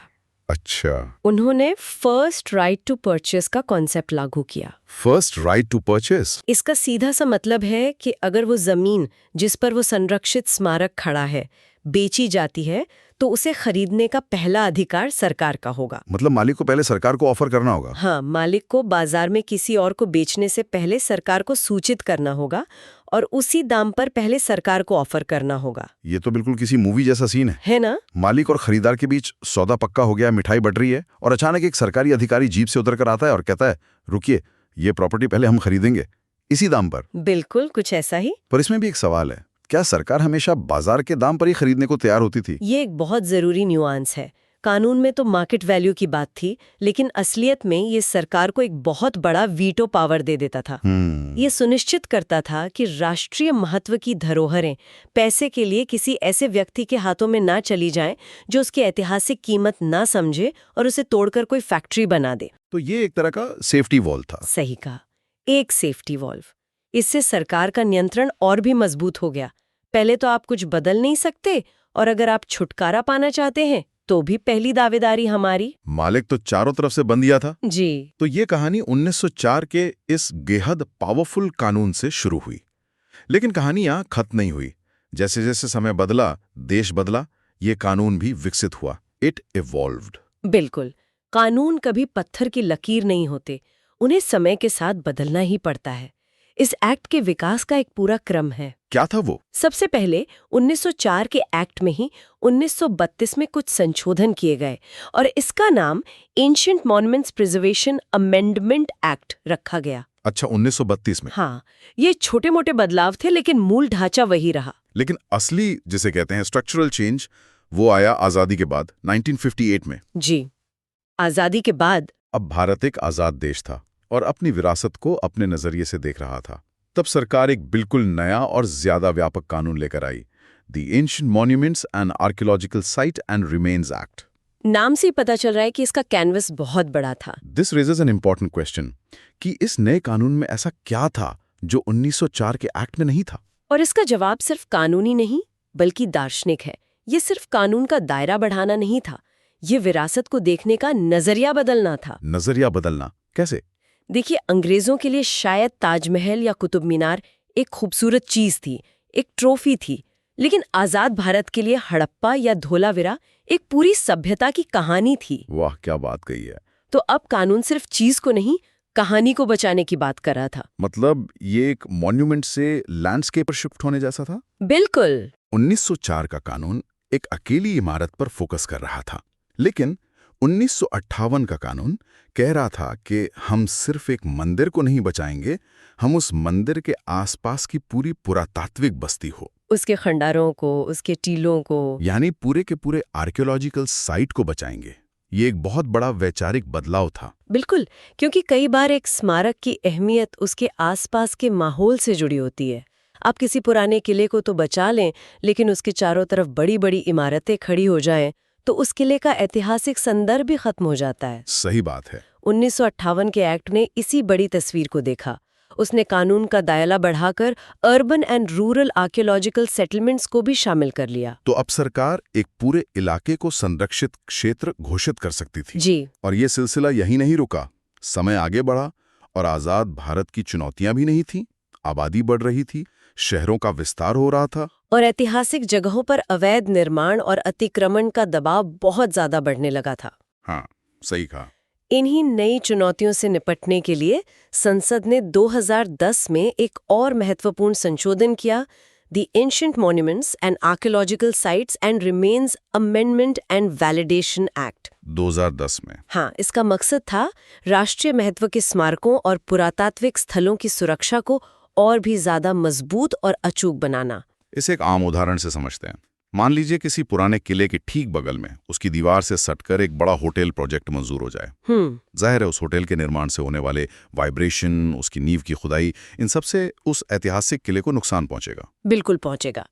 2010 का कानून इसी चीज को सख्ती से रोकने के लिए लाया गया था। तो इसमें क्या खास प्रावधान थे? इस 2010 के एक्ट ने संरक्षित स्मारकों के चारों ओर प्रोहिबिटेड और रेगुलेटेड एरिया का कॉन्सेप्ट बहुत सख्ती से लागू किया। Prohibited and regulated. हाँ, इसने एक लक्ष्मण रेखा खींच दी। कानून ने कहा कि किसी भी राष्ट्रीय संरक्षित स्मारक के 100 मीटर के दायरे में किसी भी तरह का नया निर्माण पूरी तरह से प्रतिबंधित होगा। मतलब नो गो जोन। एग्जैक्टली, नो गो जोन। यह है प्रोहिबिटेड एरिया। और उसके आगे 200 मीटर के दायरे में, यानी 100 मीटर से 300 मीटर तक के एरिया में कोई भी निर्माण या मरम्मत सिर्फ सरकार की सख्त निगरानी और इजाजत से ही हो सकती है। और ये है रेगुलेटेड एरिया। जी, मतलब प्रोटेक्शन की एक और लेयर डाल दी गई। पहले आप इमारत को नहीं छू सकते थे, अब आप उसकी परछाई के पास भी बिना इजाजत कुछ नहीं कर सकते। बिल्कुल, ये एक जरूरी कदम था क्योंकि 21वीं सदी में विकास का दबाव बहुत ज्यादा है। तो अगर हम इस पूरी यात्रा को देखें तो ये सिर्फ कानून के सेक्शन और सब सेक्शन का विकास नहीं है। नहीं, ये एक राष्ट्र की चेतना का भी विकास है। 1904 में एक विदेशी ताकत कुछ इमारतों को अपने नियंत्रण के लिए बचा रही थी। 1958 में एक नया राष्ट्र अपनी पूरी सभ्यता की कहानी को सहेजने की कोशिश कर रहा था। सही। और 2010 में एक विकासशील देश अपनी विरासत और आधुनिकता के बीच संतुलन बनाने के लिए नियम बना रहा था। बहुत अच्छी तरह से समझाया आपने। तो हमने देखा कि कैसे एक शुरुआती कानून समय के साथ विकसित होकर एक मजबूत कानूनी ढांचा बन गया, जो आजाद भारत की जरूरतों और चुनौतियों के हिसाब से लगातार ढलता गया। ये दिखाता है कि कैसे किसी देश की अपनी विरासत को देखने और संरक्षित करने की सोच समय के साथ परिपक्व होती है। ये एक ऑनगोइंग प्रोसेस है। चलिए अब आगे बढ़ते हैं। ठीक है, तो अब हम चर्चा करेंगे एंटीक्विटीज एक्सपोर्ट कंट्रोल एक्ट 1947 पर। साल है 1947, भारत आजाद हो रहा है, एक बहुत बड़ा बदलाव का दौर है। हर तरफ एक उम्मीद है, एक नया भविष्य बनाने का, मतलब जोश। बिल्कुल। लेकिन इस बड़ी कहानी के पीछे, इस पॉलिटिकल आजादी की गूंज के पीछे एक और कहानी चल रही है। अंग्रेज भारत छोड़कर जा रहे हैं, बड़े बड़े जहाज बंदरगाहों पर लग रहे हैं, ट्रंक और बक्से पैक हो रहे हैं। और उन बक्सों में मतलब सिर्फ अंग्रेजों के निजी सामान नहीं है। नहीं, बिल्कुल नहीं। बल्कि बहुत कुछ और भी है जो चुपचाप इस देश से बाहर ले जाया जा रहा है। और ये बहुत कुछ कोई मतलब मामूली सामान नहीं था, कोई बाजार से खरीदे हुए सुवेनीर्स नहीं थे ये। नहीं, हमारा सोर्स साफ साफ बताता है कि ये इम्पोर्टेंट आर्टिफैक्ट्स थे जिन्हें उन्होंने सालों से, दशकों से, बल्कि सदियों से जमा किया था। हाँ, यहाँ सोर्स में होल्ड शब्द का इस्तेमाल हुआ है, जो अपने आप में बहुत कुछ कहता है। होल्डिंग का मतलब सिर्फ कलेक्ट करना नहीं होता, इसका मतलब होता है जमाखोरी करना, एक तरह से कब्जा करके रखना। एग्जैक्टली। तो ये एक तरह से भारत की सांस्कृतिक धरोहर थी, हमारी कलेक्टिव मेमोरी थी, जो देश से बाहर जा रही थी। इसे ऐसे समझिए जैसे कोई आपके घर पर सालों से रह रहा हो, और अब जब वो जा रहा है तो जाते समय वो सिर्फ अपना सामान नहीं, बल्कि आपके घर की वो पुरानी तस्वीरें, आपकी दादी के जेवर, आपके परदादा के लिखी कोई डायरी, यानी आपकी पूरी विरासत भी पैक करके अपने सूटकेस में ले जा रहा हो। सोचिए कैसा महसूस होगा। वो जो खालीपन होगा वो सिर्फ सामान का नहीं होगा, वो आपकी पहचान का, आपकी जड़ों का खालीपन होगा। सही कहा। ये एक तरह का कल्चरल ब्लीडिंग था, हमारी सभ्यता का खून बह रहा था। कल्चरल ब्लीडिंग, बहुत सही शब्द इस्तेमाल किया आपने। यही वो इमोशनल एंड कल्चरल ड्रेन था जिसे रोकने की सख्त जरूरत थी। बिल्कुल। और इसी अर्जेंसी से जन्म हुआ एंटीक्विटीज एक्सपोर्ट कंट्रोल एक्ट 1947 का। ये आजाद भारत की सरकार का अपनी विरासत को लेकर पहला बड़ा मजबूत स्टेटमेंट था, एक लाइन खींचने जैसा। हाँ, ये कहना था कि अब हमारे देश की धरोहर पर, हमारी कहानी पर सिर्फ हमारा हक है। तो चलिए इसे खोलकर समझते हैं। इस एक्ट का सबसे पहला और बड़ा पॉइंट था एक लाइसेंस सिस्टम। हाँ, कानून ने साफ कर दिया कि कोई भी चीज जिसे एंटिक्विटी माना जा सकता है, उसे भारत से बाहर एक्सपोर्ट करने के लिए डायरेक्टर जनरल ऑफ आर्कियोलॉजी से एक लाइसेंस लेना जरूरी होगा। सुनने में बड़ा सिंपल लगता है, राइट? एक लाइसेंस ही तो है। हाँ, सुनने में सिंपल लगता है, लेकिन ये एक फंडामेंटल शिट था। ये एक गेट कीपिंग मैकेनिज्म था। Gate keeping mechanism. हाँ, मतलब एक दरवाजा है जिस पर एक चौकीदार खड़ा है। अब ऐसा नहीं था कि किसी ने कोई पुरानी मूर्ति खरीदी, उसे एक बक्से में बंद किया और जहाज पे चढ़ा दिया। नहीं, अब एक अधिकारी, एक अथॉरिटी उसे देखेगी, परखेगी, उसकी जांच करेगी और फिर ये तय करेगी कि ये चीज देश के बाहर जा सकती है या नहीं। तो मतलब डिफॉल्ट पोजीशन बदल गया। एग्जैक्टली। पहले डिफॉल्ट पोजीशन था कि सब कुछ ले जा सकते हो, अब डिफॉल्ट पोजीशन था कि आप कुछ भी नहीं ले जा सकते अनलेस वी परमिट इट। ये ओनरशिप का रीअसर्शन था। ये कुछ वैसा ही है जैसे आज के जमाने में हमें कई कामों के लिए एनओसी यानी नो ऑब्जेक्शन सर्टिफिकेट लेना पड़ता है। हाँ, जैसे गाड़ी के लिए। हाँ, मान लीजिए आप एक राज्य से दूसरे राज्य में अपनी गाड़ी परमानेंटली ले जा रही हैं, तो आपको आरटीओ से एनओसी लेना पड़ता है। हाँ, ये एक सरकारी ठप्पा है जो कहता है कि हमें कोई आपत्ति नहीं है। आपका एनोलॉजी एक अच्छा स्टार्टिंग पॉइंट है, पर यहाँ मामला उससे भी ज्यादा गहरा था। अच्छा, एनओसी का मतलब है नो ऑब्जेक्शन, यानी सरकार को आपत्ति नहीं है। लेकिन इस एक्ट का भाव नो ऑब्जेक्शन नहीं बल्कि एक्टिव परमिशन था। एक्टिव परमिशन मतलब सरकार ये नहीं कह रही थी कि हमें आपत्ति नहीं है, सरकार कह रही थी कि हम अपनी इजाजत दे रहे हैं। ये फर्क बहुत बड़ा है। सही बात है। ये पैसिव कंसेंट नहीं, एक्टिव कंट्रोल था।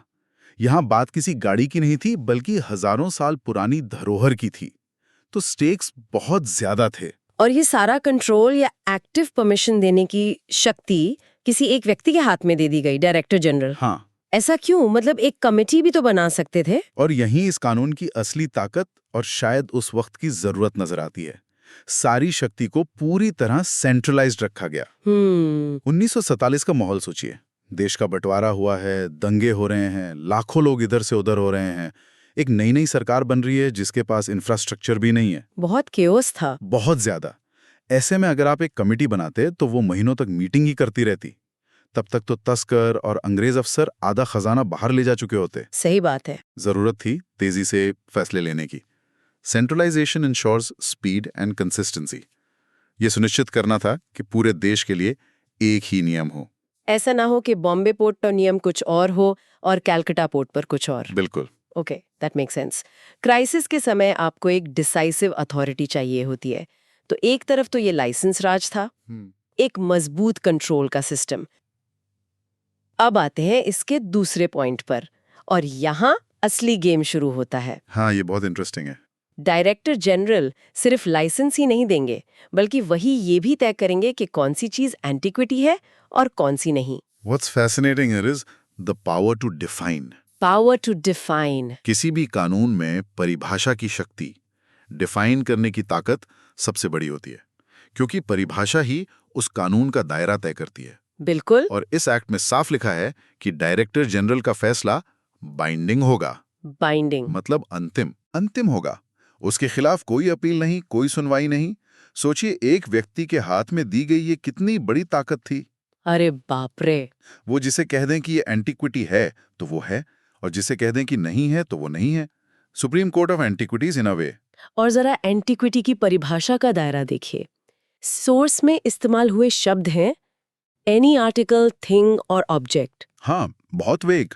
ये इतना वेग है कि इसमें कुछ भी आ सकता है। कोई पुराना सिक्का, किसी राजा का लिखा खत, चोल वंश की कोई कांस्य मूर्ति, या मंदिर के टूटे हुए खंबे का एक टुकड़ा। शायद कोई 200 साल पुराना हाथ से बुना हुआ कपड़ा, या किसी गांव में पीढ़ियों से इस्तेमाल हो रहा पीतल का कोई बर्तन। हाँ, लाइन कहाँ खींची जाए? क्या 99 साल पुरानी चीज एंटिक्विटी नहीं है, पर 101 साल पुरानी है? बिल्कुल। और यहीं पर इस पद की सब्जेक्टिविटी और इम्पोर्टेंस सामने आती है।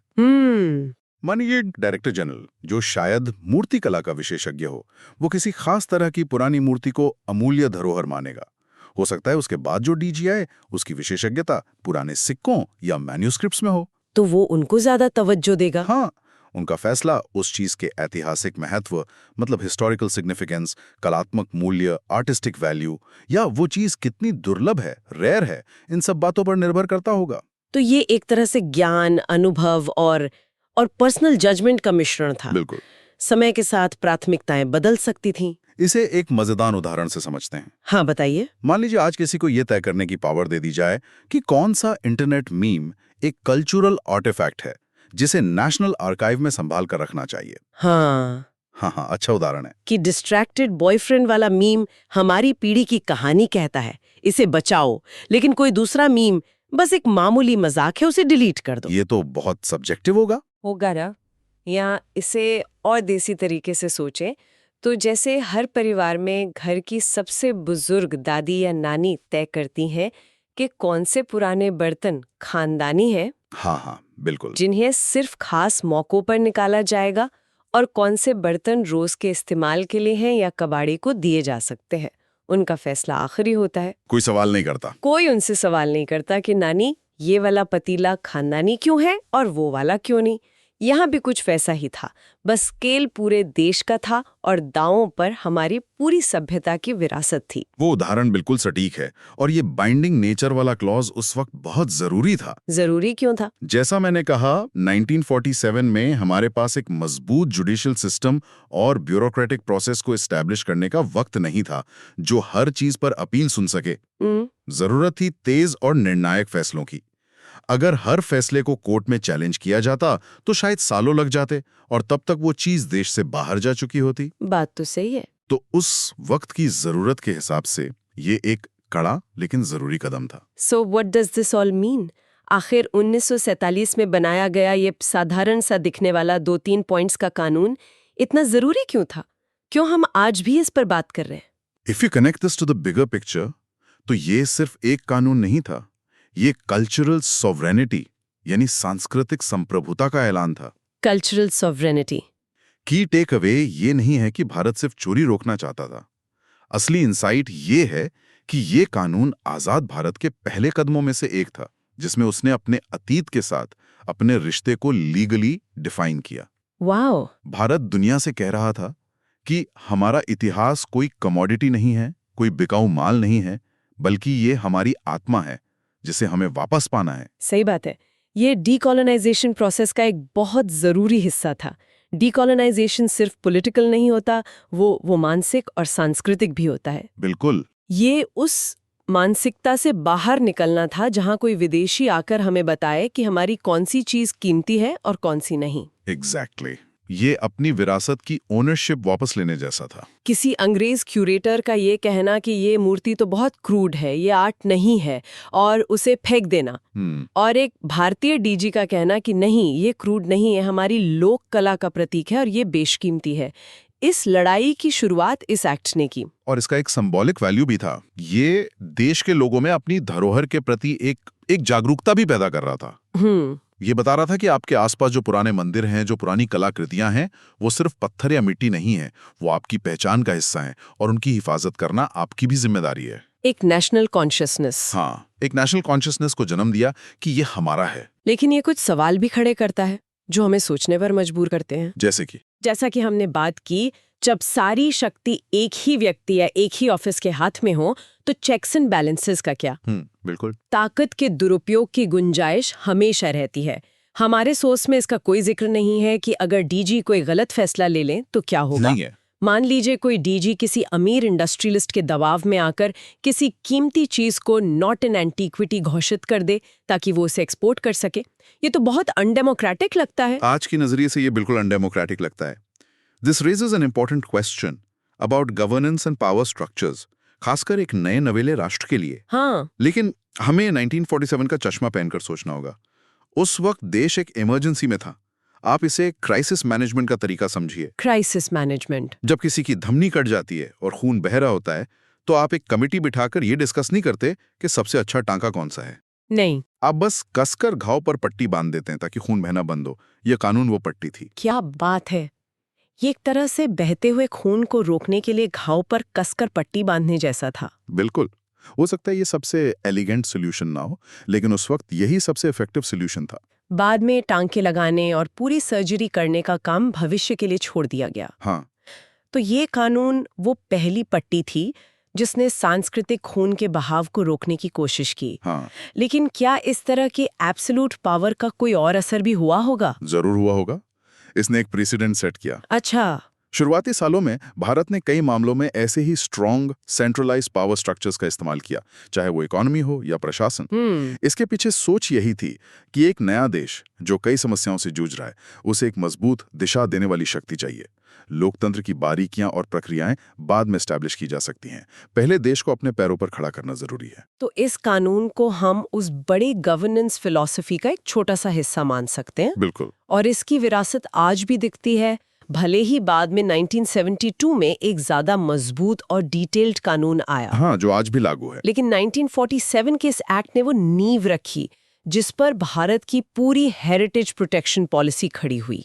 इसने एक प्रेसिडेंट सेट किया कि देश की धरोहर नॉन निगोशिएबल है, वो बिकाऊ नहीं है। हाँ, इसने एक माइंडसेट शिफ्ट की शुरुआत की। ये पहला कदम था। इसने तस्करों और विदेशी कलेक्टर्स को एक साफ संदेश दिया कि अब भारत पहले जैसा नहीं है। अब यहाँ से कुछ भी उठाकर ले जाना आसान नहीं होगा। बिल्कुल, ये एक डेटरेंट था।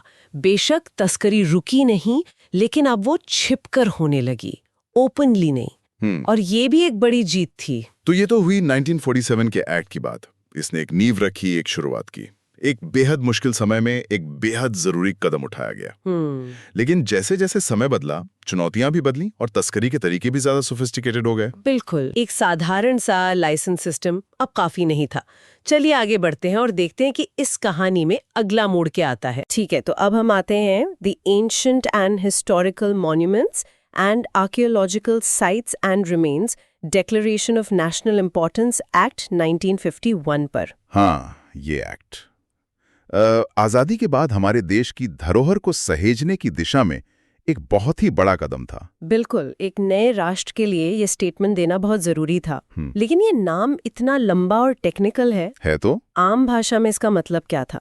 और जो 1904 का पुराना कानून था अंग्रेजों के जमाने का, उससे ये अलग कैसे था? क्या बस नाम बदल दिया था? ये एक बहुत अच्छा सवाल है। इसे आप एक सॉफ्टवेयर अपडेट की तरह समझ सकती हैं। सॉफ्टवेयर अपडेट, अच्छा। हाँ, 1904 का कानून था वर्जन 1.0, तो 1951 का एक्ट था वर्जन 2.0। इसका जो मुख्य काम था वो था रीडिक्लेयर करना। रीडिक्लेयर यानी 1904 में जिन भी इमारतों और जगहों को जरूरी माना गया था, उन पर आजाद भारत की सरकार ने अपनी मोहर लगा दी। ये कहा कि हाँ, ये वाकई नेशनल इंपॉर्टेंस की हैं। ये एक तरह से ओनरशिप लेना था। अच्छा, तो मतलब पुरानी लिस्ट को बस कंफर्म किया गया। लेकिन सोर्स बताता है कि इसमें कुछ नया भी था। करीब 450 नई मॉन्यूमेंट्स और साइट्स को जोड़ा गया था। ये तो बहुत बड़ा नंबर है। हाँ, और यही इस एक्ट की सबसे खास बात थी। सरकार ने सिर्फ पुरानी विरासत को नहीं अपनाया, बल्कि एक नई अपनी सूची बनाई। और ये 450 जगह कौन सी थी? ये वो जगह थी जो शायद पहले नजरअंदाज हो गई थी। हो सकता है कोई छोटी गढ़ी हो या किसी स्थानीय राजवंश का कोई मंदिर। ये दिखाता है कि एक नया राष्ट्र अपनी पहचान को और गहराई से समझ रहा था, सहेज रहा था। लेकिन फिर भी सोर्स में लिखा है कि इस एक्ट में कुछ लूप होल्स थे, मतलब कुछ कमियां थीं। इसका क्या मतलब है? क्या चीजें ठीक से काम नहीं कर रही थी? देखिए, 1951 का एक्ट बड़ी बड़ी इमारतों और साइट्स पर तो ध्यान दे रहा था, जैसे कोई किला, कोई मकबरा। उसका फोकस साइट पर था। साइट पर था? हाँ, मतलब इमूवेबल प्रॉपर्टी पर। लेकिन जो छोटी पर उतनी ही कीमती चीजें हैं, उन पर शायद उतना ध्यान नहीं था। यहीं से 1958 के नए एक्ट की जरूरत महसूस हुई। अच्छा, तो आप कह रहे हैं कि 1951 वाला एक्ट बिल्डिंग देख रहा था, बिल्डिंग के अंदर की चीजें नहीं। एग्जैक्टली। जैसे ताजमहल तो प्रोटेक्टेड है, पर उसके अंदर की कोई खास नक्काशी या पत्थर अगर टूट जाए तो उस पर स्पेसिफिक फोकस नहीं था। बिल्कुल सही पकड़ा। 1958 का जो एक्ट आया, the ancient monuments and archaeological sites and remains act, उसका खास मकसद ही यही था। क्या मकसद था? सोर्स में साफ लिखा है कि ये एक्ट फिजिकल आर्टिफैक्ट्स जैसे स्कल्पचर्स, मतलब मूर्तियां, कार्विंग्स या इंस्क्रिप्शंस, इन सब को बचाने के लिए बनाया गया था। ये तो बहुत दिलचस्प है। मतलब सरकार ने समझा कि एक मंदिर सिर्फ पत्थर की इमारत नहीं है, बल्कि उसके खंभों पर बनी मूर्तियां और दीवारों पर उकेरी गई कहानियां भी उतनी ही महत्वपूर्ण है। एकदम सही एनालॉजी आपकी। ये तो ऐसा हुआ जैसे हम घर की कीमत लगाते वक्त सिर्फ दीवारों को नहीं बल्कि घर में रखे एंटीक फर्नीचर को भी गिनते हैं। सिर्फ इमारतों में नहीं बल्कि उन कलाकृतियों में भी बसती है। और इसी सोच को और मजबूत करने के लिए 2010 में एक और बड़ा अमेंडमेंट लाया गया। हाँ, 2010 का the ancient monument and archaeological sites and remains amended and validation act.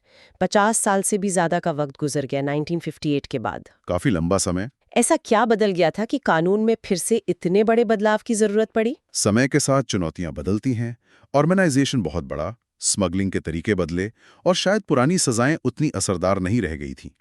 तो 2010 का अमेंडमेंट 3 बहुत मजबूत पावर्स लेकर आया। अच्छा, क्या थी वो पावर्स? पहली पावर सेंट्रल गवर्नमेंट को दी गई। सोर्स के हिसाब से the central government has the power to declare any monument or archaeological site of ancient and medieval times as a repository of national importance. हाँ, मतलब केंद्र सरकार किसी भी पुरानी या मध्ययुगीन जगह को राष्ट्रीय महत्व का घोषित कर सकती है। पर ये तो पहले भी होता था, इसमें नया क्या था? इसमें पावर को और ज्यादा मजबूत और स्पष्ट किया गया। मान लीजिए किसी राज्य में कोई बहुत पुरानी जगह है, पर वहां की स्थानीय सरकार उस पर ध्यान नहीं दे रही, या उसे किसी कमर्शियल प्रोजेक्ट के लिए हटाना चाहती है। हाँ बिल्कुल, ऐसी स्थिति में ये अमेंडमेंट केंद्र सरकार को सीधी पावर देता है कि वो दखल दे और उस जगह को नेशनली इंपॉर्टेंट घोषित करके बचा ले। पावर स्ट्रक्चर को और सेंट्रलाइज्ड किया गया। समझ गए। अब आते हैं दूसरी पावर पर, जो डायरेक्टर जनरल को दी गई। सोर्स कहता है कि डीजी के पास गार्डियनशिप, परचेज या लीज पर लेने का अधिकार होगा। हाँ, ताकि वो उस जगह का प्रिजर्वेशन और मेंटेनेंस सुनिश्चित कर सकें। ये तो बहुत बड़ी जिम्मेदारी है। बहुत बड़ी। इसे ऐसे समझिए कि डायरेक्टर जनरल को इन ऐतिहासिक जगहों का एक तरह से सुपर केयरटेकर बना दिया गया। Super caretaker? हाँ, मान लीजिए कोई पुरानी हवेली है जिसके मालिक अब उसकी देखभाल नहीं कर पा रहे और वो खंडर बन रही है, तो डीजी की टीम जाकर कह सकती है कि ये राष्ट्रीय धरोहर है, आप इसकी देखभाल नहीं कर सकते तो इसे हमें बेच दीजिए या लंबी लीज पर दे दीजिए, हम इसे बचाएंगे। ये तो बहुत जरूरी है, क्योंकि भारत में कितनी ही हवेलियां और किले ऐसे ही बर्बाद हो रहे हैं। सही बात है। क्योंकि उनके मालिकों के पास पैसा या इच्छा शक्ति नहीं है। और तीसरा पॉइंट तो और भी ज्यादा पावरफुल लगता है। कौन सा? सरकार और डीजी को पुरावेशों मतलब एंटिक्विटीज को अक्वायर करने, उनके मूवमेंट को कंट्रोल करने और नुकसान पहुंचाने पर जुर्माना लगाने की शक्ति। हाँ, ये अमेंडमेंट का सबसे मजबूत हिस्सा है। इसे 3 भागों में देखते हैं। ठीक है। पहला, अक्वायर एंटिक्विटीज, मतलब अगर किसी को अपने खेत में खुदाई करते हुए हड़प्पा काल की कोई मोहर मिल जाती है तो सरकार उसे एक्वायर कर सकती है, ताकि वो किसी म्यूजियम में रखी जाए। हाँ, ना कि ब्लैक मार्केट में लाखों करोड़ों में बिक जाए। और control the movement of the objects. इसका मतलब तो सीधा सीधा स्मगलिंग पर रोक लगाना हुआ, जैसे फिल्मों में दिखाते हैं। बिल्कुल।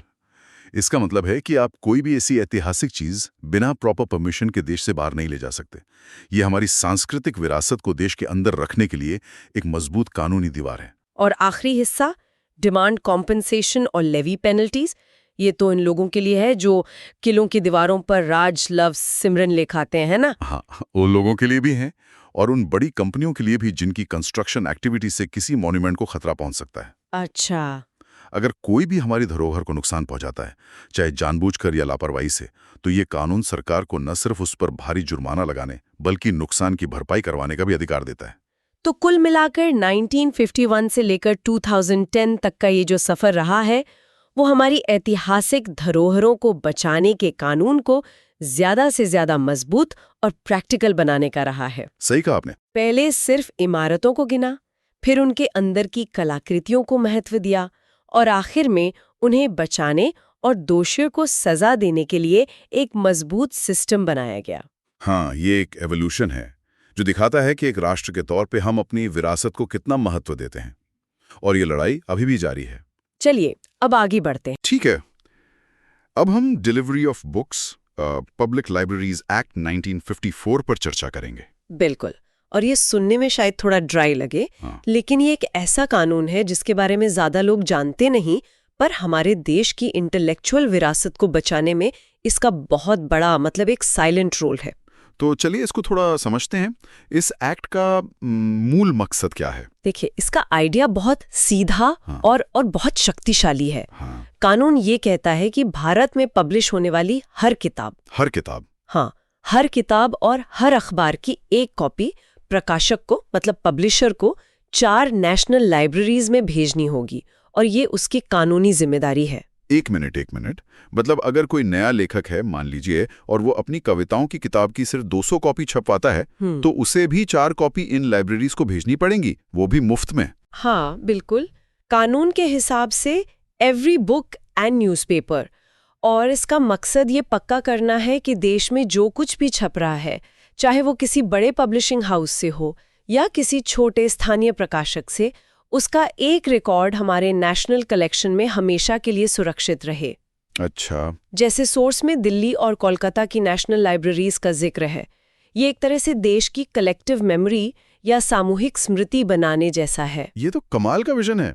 मतलब आज से 100 साल बाद भी कोई रिसर्चर ये देख सकता है कि 2025 में भारत के अलग-अलग कोनों में क्या-क्या छप रहा था। सिर्फ बड़ी किताबें ही नहीं बल्कि किसी कॉलेज की मैगजीन या किसी छोटे आंदोलन का कोई पैम्फलेट भी, ये सब कुछ। लेकिन सोर्स में ये भी लिखा है कि ये एक्ट जम्मू और कश्मीर को छोड़कर पूरे भारत पर लागू होता था। हाँ, वो 1954 के एक्ट का मूल प्रावधान था उस समय के संवैधानिक ढांचे के हिसाब से। और कानून को मजबूती से लागू करने के लिए इसमें सजा का भी प्रावधान है। अगर कोई प्रकाशक इस नियम को नहीं मानता तो सरकार उस पर जुर्माना लगा सकती है। यहाँ पर एक प्रैक्टिकल सवाल उठता है। बड़े शहरों के जो बड़े प्रकाशक हैं उनके लिए तो ये शायद एक रूटीन प्रोसेस होगा, लेकिन सोचिए किसी छोटे कस्बे में कोई अपनी लोकल भाषा में एक पत्रिका निकाल रहा है, क्या उसे इस कानून के बारे में पता भी होगा? और यही इस कानून की सबसे बड़ी चुनौती है। ये एक बहुत जरूरी मुद्दा है। और 4 कॉपी मुफ्त में भेजना उसके लिए एक आर्थिक बोझ भी हो सकता है। बिल्कुल, किसी भी कानून की सफलता उसके इम्प्लीमेंटेशन और अवेयरनेस पर ही निर्भर करती है। ये कानून ये पक्का करने के लिए बनाया गया था कि कोई भी ज्ञान, चाहे कितना भी छोटा या क्षेत्रीय क्यों न हो, वो खो न जाए। लेकिन जमीनी स्तर पर इसका पालन करवाना हमेशा एक चैलेंज रहता है। तो ये तो हुई किताबों और अखबारों की बात, जो कि हमारा प्रिंटेड हेरिटेज है। लेकिन भारत की सांस्कृतिक विरासत में तो मूर्तियां, पेंटिंग्स, पुराने सिक्के, हस्तलिखित ग्रंथ, ये सब भी शामिल हैं। इनके संरक्षण के लिए क्या व्यवस्था है? उसके लिए एक बिल्कुल अलग और बहुत ही महत्वपूर्ण कानून है, the antiquities and art treasures act 1972। अच्छा। इसका मुख्य उद्देश्य भारत की जो चल सांस्कृतिक संपत्ति है, मतलब पुरावेश या एंटीक्विटीज और कलाकृतियां, उन पर एक प्रभावी नियंत्रण रखना है ताकि उनकी तस्करी और अवैध व्यापार को रोका जा सके। तो सबसे पहला सवाल, ये एक्ट एंटीक्विटी या पुरावेश को डिफाइन कैसे करता है? क्या मेरे दादाजी की 50 साल पुरानी घड़ी भी एक एंटीक्विटी है? नहीं, कानून इसे बहुत साफ तौर पर बताता है। कोई भी वस्तु जैसे पत्थर, टेराकोटा, धातु की कोई मूर्ति या कागज, लकड़ी, कपड़े पर बनी कोई पेंटिंग या कोई पांडुलिपि जो कम से कम 100 साल पुरानी हो, उसे एंटीक्विटी माना जाएगा। 100 साल? हाँ, तो यहाँ 100 साल की एक क्लियर टाइमलाइन है। ठीक है, तो 100 साल से पुरानी कोई भी ऐसी चीज इस दायरे में आ गई। अब सोर्स में इसके एक्सपोर्ट मतलब देश से बाहर ले जाने को लेकर कुछ काफी कड़े नियम बताए गए हैं। हाँ, और यही इस कानून का सबसे जरूरी हिस्सा है। ये साफ तौर पर कहता है कि केंद्र सरकार के किसी अधिकारी या सरकार द्वारा अधिकृत व्यक्ति के अलावा कोई और किसी भी एंटीक्विटी को देश से बाहर नहीं ले जा सकता। मतलब पूरी तरह से अवैध है? पूरी तरह से। हमने कितनी ही कहानियां सुनी हैं कि कैसे हमारे मंदिरों से बेशकीमती मूर्तियां चोरी होकर विदेशों के म्यूजियम और प्राइवेट कलेक्शन में पहुंच गईं। ये कानून इसी अपराध को रोकने के लिए बनाया गया है। और अगर किसी को देश के अंदर ही कोई एंटीक्विटी खरीदनी या बेचनी हो, मान लीजिए किसी के घर में 150 साल पुरानी कोई पेंटिंग है और वो उसे बेचना चाहता है, उसके लिए भी प्रक्रिया बहुत सख्त है। सोर्स के मुताबिक जो भी एंटीक्विटीज को बेचना, खरीदना या किराए पर देना चाहता है, उसे केंद्र सरकार से लाइसेंस लेना अनिवार्य है। लाइसेंस लेना होगा? हाँ, और इसके अलावा उन्हें अपने बिजनेस को एक रजिस्ट्रिंग ऑफिसर के पास दर्ज करवाना होगा और एक सर्टिफिकेट भी लेना होगा। ये कोई मामूली सामान नहीं है जिसे आप ऑनलाइन मार्केटप्लेस पर बेच दें। तो मतलब ये एक पूरी तरह से रेगुलेटेड मार्केट है। और अगर कोई इन नियमों को तोड़ता है, मतलब बिना लाइसेंस के कोई मूर्ति या कलाकृति देश से बाहर ले जाते हुए पकड़ा गया तो उसके लिए कठोर दंड का प्रावधान है। आमतौर पर कम से कम 3 महीने की जेल की सजा हो सकती है, जिसे 3 साल तक बढ़ाया भी जा सकता है। 3 साल तक? और इसके साथ साथ एक भारी जुर्माना भी लगाया जाएगा। कानून इसे एक बहुत गंभीर अपराध मानता है। यहाँ पर अगर हम दोनों कानूनों को एक साथ देखें तो एक दिलचस्प पैटर्न नजर आता है। एक कानून ज्ञान के प्रसार को, मतलब किताबों को आर्काइव कर रहा है, और दूसरा कानून हमारी अनमोल और दुर्लभ कलाकृतियों को देश में ही सहेज कर रख रहा है। बिल्कुल सही कनेक्शन है। एक कानून जो है वो ज्ञान की प्रचुरता, मतलब अबंडेंस ऑफ नॉलेज को मैनेज कर रहा है ताकि हर एक कॉपी सुरक्षित रहे, और दूसरा कानून कला की दुर्लभता या रेयरिटी ऑफ आर्ट को प्रोटेक्ट कर रहा है ताकि एक भी यूनिक पीस देश से बाहर न जाए। वाह, दोनों का लक्ष्य एक ही है, राष्ट्रीय विरासत का संरक्षण। इस पूरी चर्चा से एक सवाल मेरे मन में आ रहा है जो थोड़ा भविष्य से जुड़ा है। पूछिए। आज के डिजिटल युग में एंटीक्विटी का क्या मतलब होगा? मतलब आज से 100-150 साल बाद क्या हमारे समय के शुरुआती NFTs या कोई बहुत महत्वपूर्ण AI का सोर्स कोड या किसी ऐतिहासिक घटना का पहला डिजिटल वीडियो फुटेज, क्या ये डिजिटल एंटीक्विटीज मानी जाएंगी? ये एक बहुत ही महत्वपूर्ण और बहुत जटिल सवाल है, क्योंकि फिजिकल वस्तुओं के लिए तो हमारे पास बॉर्डर कंट्रोल है, लेकिन डिजिटल संपत्ति का तो कोई बॉर्डर ही नहीं होता। एग्जैक्टली। उन्हें कैसे संरक्षित किया जाएगा और उनकी तस्करी को कैसे रोका जाएगा, ये आने वाले समय के लिए एक बहुत बड़ी कानूनी और दार्शनिक चुनौती है। वाकई इस पर सोचने के लिए बहुत कुछ है। खैर, चलिए आगे बढ़ते हैं। ठीक है, तो अब हम पब्लिक रिकॉर्ड्स एक्ट 1993 पर चर्चा करेंगे। बिल्कुल। ये एक्ट सुनने में थोड़ा ड्राई लगता है ना, पब्लिक रिकॉर्ड्स, सरकारी कागजात। हाँ, पहली बार में तो लगता है। लेकिन ये असल में है क्या और इसकी जरूरत क्यों पड़ी? मतलब क्या 1993 से पहले हमारे सरकारी रिकॉर्ड्स ऐसे ही कहीं भी पड़े रहते थे? आपका सवाल बिल्कुल सही है, और हाँ, ये ड्राई जरूर लगता है, लेकिन ये हमारे देश की इंस्टीट्यूशनल मेमोरी के लिए मतलब एक तरह से रीढ़ की हड्डी जैसा है। देखिए, ये एक्ट डिपार्टमेंट ऑफ कल्चर की पहल पर लाया गया था, और इसका मुख्य उद्देश्य बहुत सीधा था। सरकार को पब्लिक डोमेन में मौजूद रिकॉर्ड्स को स्थायी रूप से संरक्षित यानी परमानेंटली प्रिजर्व करने का अधिकार देना। अच्छा, तो एक तरह से सरकारी दस्तावेजों का एक राष्ट्रीय म्यूजियम बनाने जैसी कोशिश कह सकते हैं, पर ये उससे कहीं ज्यादा एक्टिव है। इस एक्ट का काम दोहरा है। एक तो है संरक्षण, प्रिजर्वेशन, जो आपने कहा, हाँ, लेकिन दूसरा और शायद ज्यादा जरूरी काम है पब्लिक रिकॉर्ड्स के मैनेजमेंट और सरकार तथा उसकी संस्थाओं द्वारा लिए गए फैसलों को रेगुलेट करना। ये सिर्फ पुरानी चीजें सहेजने के बारे में नहीं है। ओके, तो ये एक लिविंग सिस्टम बनाने की बात है जो अकाउंटेबिलिटी तय करे। एग्जैक्टली, आज की और कल की, दोनों की। ठीक है, तो इसे थोड़ा और समझते हैं। जब हम कहते हैं पब्लिक रिकॉर्ड्स, तो इसका मतलब क्या है? क्या इसमें प्रधानमंत्री के ऑफिस की किसी फाइल से लेकर हमारे नगर निगम के किसी पुराने दस्तावेज तक सब कुछ आता है? इसका दायरा बहुत बड़ा है और काफी साफ तौर पर बताया गया है। एक्ट कहता है कि केंद्र सरकार, उसका कोई भी मंत्रालय या सरकार से जुड़ा कोई भी विभाग, मतलब हर सरकारी संस्था, हाँ, कोई कॉरपोरेशन, कोई कमीशन, इन सब के दस्तावेज इसके दायरे में आते हैं। और दस्तावेज का मतलब सिर्फ कागज की फाइलें नहीं है। अच्छा, तो और क्या क्या शामिल है इसमें? इसमें कोई भी मैन्यूस्क्रिप्ट हो सकती है, मतलब पांडुलिपि, कोई माइक्रोफिल्म, कोई तस्वीर, कोई सरकारी नक्शा, यहाँ तक कि किसी प्रोजेक्ट का ब्लूप्रिंट भी। सोचिए, 70 के दशक की किसी सरकारी मीटिंग का अगर कोई माइक्रोफिल्म है, तो वो भी उतना ही महत्वपूर्ण है जितनी आज की कोई डिजिटल फाइल। बिल्कुल, या कोई ऑडियो टेप। और आज के कॉन्टेक्स्ट में तो इसका मतलब और भी गहरा हो गया है। कोई जरूरी ऑफिशियल ईमेल, सर्वर के लॉग्स, सैटेलाइट से मिली तस्वीरें, वो भी, या किसी ऑफिशियल व्हाट्सएप ग्रुप पे दिया गया कोई निर्देश भी कानूनी तौर पर पब्लिक रिकॉर्ड माना जा सकता है। लाह, ये तो एक तरह से हमारे देश की एडमिनिस्ट्रेटिव मेमोरी को बचाने जैसा है। जैसे हमारे दिमाग में यादें होती हैं, वैसे ये देश की यादें हैं कि कब, क्या और क्यों कोई फैसला लिया गया था। बिल्कुल सही शब्द इस्तेमाल किया आपने, एडमिनिस्ट्रेटिव मेमोरी। यही इस एक्ट का सार है। तो ठीक है, ये तो समझ आ गया कि क्या क्या बचाना है, पर इतने सारे रिकॉर्ड्स देश भर के लाखों दफ्तरों में, इसे मैनेज कैसे किया जाता होगा? कोई तो सिस्टम होगा। क्या हर ऑफिस में एक लाइब्रेरियन जैसा कोई होता है? लाइब्रेरियन तो नहीं, लेकिन सिस्टम बहुत सोचा समझा बनाया गया है। इसके 3 मुख्य स्तंभ हैं। ओके। पहला है खुद की जिम्मेदारी। एक्ट कहता है कि हर सरकारी एजेंसी को अपने रिकॉर्ड्स खुद बनाने होंगे और उन्हें संभालना होगा। वो ये नहीं कह सकती कि हमारा काम नहीं है।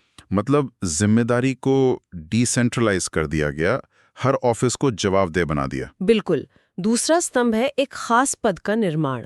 हर एजेंसी अपने ही किसी एक अधिकारी को रिकॉर्ड्स ऑफिसर के रूप में नॉमिनेट करेगी। अच्छा, एक डेडिकेटेड पर्सन। हाँ, ये उस ऑफिस का एक सीनियर अधिकारी होता है जिसे इन रिकॉर्ड्स की पूरी जिम्मेदारी दी जाती है। वो उन रिकॉर्ड्स का गार्डियन होता है एक तरह से। और तीसरा स्तंभ है एक समर्पित जगह।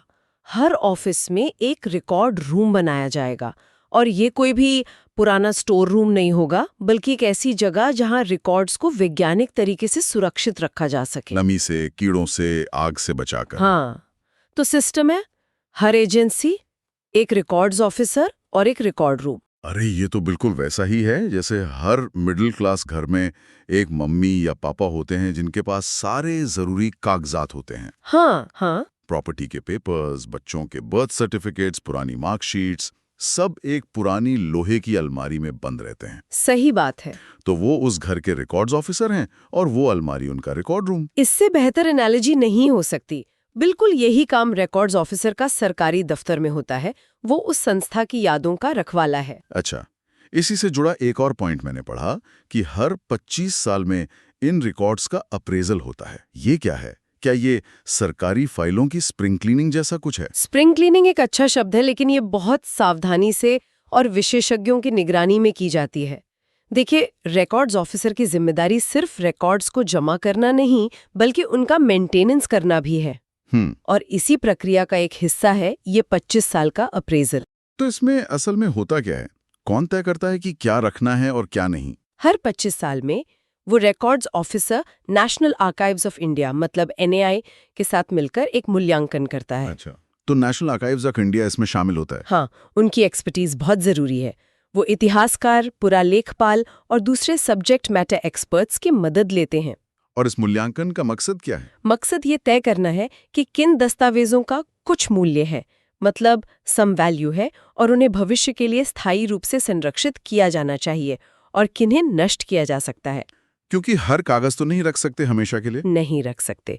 जगह और संसाधन दोनों सीमित हैं। यहीं पर मेरा एक बहुत बड़ा सवाल है, ये कुछ मूल्य तय कैसे होता होगा? मतलब ये तो बहुत सब्जेक्टिव है ना। हो सकता है आज जो फाइल किसी को बेकार लगे वो 50 साल बाद किसी इतिहासकार के लिए खजाना हो। आपने बिल्कुल सही नस पकड़ी है। ये इस पूरी प्रक्रिया का सबसे मुश्किल और सबसे ज्यादा जिम्मेदारी वाला काम है। हाँ, सम वैल्यू एक बहुत ही सब्जेक्टिव टर्म है, इसीलिए इसमें नेशनल आर्काइव्स ऑफ इंडिया की भूमिका इतनी महत्वपूर्ण हो जाती है। वो सिर्फ आज की एडमिनिस्ट्रेटिव जरूरत नहीं देखते, वो भविष्य के लिहाज से देखते हैं। हाँ, वो उसका ऐतिहासिक, सामाजिक और सांस्कृतिक महत्व भी देखते हैं। वो ये तय करने में मदद करते हैं कि कौन सा दस्तावेज भविष्य के भारत के लिए जरूरी हो सकता है। ये एक तरह से भविष्य के लिए जानकारी का क्यूरेशन है। ठीक है, सिस्टम तो अच्छा है, रिकॉर्ड्स ऑफिसर है, रिकॉर्ड रूम है, 25 साल में अप्रेजल भी हो रहा है। पर अगर कोई इन रिकॉर्ड्स को हटा दे, जला दे या बदल दे तो फिल्मों में तो बहुत होता है कि फाइल गायब हो गई। हाँ, या आग लग गई और सारे रिकॉर्ड्स जल गए। एग्जैक्टली। असलियत में ऐसा हो तो क्या होगा? इसके लिए भी एक्ट में कड़े प्रावधान हैं। कानून कहता है कि अगर ऐसी कोई भी अनऑथराइज्ड मतलब अनधिकृत गतिविधि होती है, जैसे रिकॉर्ड्स को हटाना या नष्ट करना, हाँ, या उनमें कोई फेरबदल करना, तो इसकी सीधी जिम्मेदारी रिकॉर्ड्स ऑफिसर की होगी। मतलब वो ये नहीं कह सकता कि मुझे नहीं पता, मैं तो छुट्टी पे था। बिल्कुल नहीं, उसे जवाब देना होगा। इतना ही नहीं, वो रिकॉर्ड्स ऑफिसर अपराधी के खिलाफ कार्रवाई शुरू करने के लिए भी जिम्मेदार होगा। वो पुलिस में शिकायत दर्ज कराएगा। तो मतलब फाइल खो गई वाला बहाना अब नहीं चल सकता। इस एक्ट ने उस बहाने को लगभग खत्म कर दिया है। चलिए एक हाइपोथेटिकल सिचुएशन सोचते हैं। मान लीजिए किसी बड़े प्रोजेक्ट को लेकर एक एनवायरमेंटल इम्पैक्ट रिपोर्ट बनी थी जिसमें कई चेतावनियां थीं। प्रोजेक्ट बन गया, 10 साल बाद उस इलाके में कोई आपदा आती है और लोग उस पुरानी रिपोर्ट को मांगते हैं, पर पता चलता है कि फाइल गायब है। तो अब क्या होगा? उस पर कानूनी कार्रवाई हो सकती है, और एक्ट उसे ये शक्ति भी देता है कि वो उन दस्तावेजों को वापस पाने मतलब रिट्रीव करने के लिए पूरे सरकारी विभाग की मदद ले सकता है। हाँ, उस संबंधित सरकारी निकाय की पूरी मशीनरी का इस्तेमाल कर सकता है। कानून ये मानकर चलता है कि रिकॉर्ड नष्ट नहीं हुआ है, उसे बस ढूंढना है। मतलब अगर किसी बड़े घोटाले से जुड़ी कोई फाइल खो जाती है तो अब एक अधिकारी है जिसकी सीधी जवाबदेही है कि वो उसे ढूंढे और जिम्मेदार लोगों पर एक्शन ले। ये तो ट्रांसपेरेंसी और अकाउंटेबिलिटी के लिए बहुत बड़ा कदम है। यकीनन, ये कानून सिर्फ इतिहास बचाने के लिए नहीं है, ये वर्तमान और भविष्य की जवाबदेही तय करने के लिए भी है। ये सब तो ठीक है, पर ये सब कागजी फाइलों और पुराने रिकॉर्ड रूम्स के लिए तो ठीक लगता है। हम तो अब डिजिटल युग में हैं, ज्यादातर रिकॉर्ड्स तो अब डिजिटल हैं। तो एक 1993 का कानून गूगल ड्राइव और क्लाउड सर्वर को कैसे हैंडल करता है? और यहीं पर इस कानून की सबसे बड़ी चुनौती सामने आती है। जब ये एक्ट बना था तब डिजिटल क्रांति बस शुरू ही हो रही थी। सही बात है। आज रिकॉर्ड का मतलब है टेराबाइट्स का डेटा, और डिजिटल रिकॉर्ड्स को प्रिजर्व करना कागज से कहीं ज्यादा मुश्किल है। डेटा फॉर्मेट बदल जाते हैं, सर्वर क्रैश हो सकते हैं। तो मतलब रिकॉर्ड रूम अब एक सर्वर रैक है, और खतरा आग से नहीं बल्कि एक साइबर अटैक या एक भूले हुए पासवर्ड से। बिल्कुल, समस्या वही है, पर उसका रूप और समाधान बहुत ज्यादा जटिल हो गए हैं। डिजिटल रिकॉर्ड्स का अप्रेजल कैसे होगा? क्या हर ईमेल को 25 साल तक रखा जाएगा? ये वो सवाल हैं जिनके जवाब देने के लिए शायद इस कानून में संशोधन की जरूरत है। ये सब समझने के बाद अगर हम एक कदम पीछे हटकर देखें तो ये एक्ट हमें हमारे कानून और संस्कृति के रिश्ते के बारे में क्या बताता है? What's the big picture here? इसमें एक बहुत गहरा कनेक्शन है। ये एक्ट दिखाता है कि किसी भी समाज की जो परंपरा होती है, जो संस्कृति और जो मूल्य यानी वैल्यूज होते हैं, वही उन कानूनों का आधार बनते हैं जो उस समाज को चलाते हैं। हम भारतीय अपने इतिहास को, अपनी विरासत को महत्व देते हैं, इसीलिए हमने उसे बचाने के लिए कानून बनाया। तो कानून हमारी संस्कृति का आईना है एक तरह से। बिल्कुल, लेकिन ये एक तरफा रिश्ता नहीं है। ये एक्ट ये भी दिखाता है कि कानून स्थिर नहीं होते, दे नॉट स्टैटिक। जैसे जैसे समाज बदलता है, टेक्नोलॉजी बदलती है और हमारी विरासत के सामने नई चुनौतियां आती हैं, जैसे हमने भी डिजिटल रिकॉर्ड्स की बात की। हाँ, तो हमारे कानून भी उनके साथ तालमेल बिठाने की कोशिश करते हैं। तो इसका मतलब ये है कि हमारी संस्कृति ने इस कानून को जन्म दिया, और अब ये कानून हमारी सरकारी संस्थाओं में रिकॉर्ड रखने और जवाबदेही की एक नई संस्कृति बनाने की कोशिश कर रहा है। It's a two way street. Precisely. ये हमारी कानून और हमारी संस्कृति के बीच एक एवर प्रेजेंट लिंक है। वो एक दूसरे को आकार देते हैं, एक दूसरे को प्रभावित करते हैं। पब्लिक रिकॉर्ड्स एक्ट सिर्फ सरकारी फाइलों को मैनेज करने का एक नियम नहीं है। ये इस बात का सबूत है कि एक राष्ट्र के रूप में हम अपनी कहानी को, अपने फैसलों को, अच्छे और बुरे दोनों, कितना महत्व देते हैं। ये हमारी कलेक्टिव कॉन्शियसनेस को बचाने का एक कानूनी प्रयास है। ठीक है, तो हम उम्मीद करते हैं कि आपको Indian art and culture by Nitin Singhania के चैप्टर 20 लॉ एंड कल्चर पर हमारी आज की चर्चा पसंद आई होगी। यूपीएससी टॉपिक्स पर ऐसी और चर्चाओं के लिए द यूपीएससी पॉडकास्ट चैनल को सब्सक्राइब करें। धन्यवाद। जय हिंद।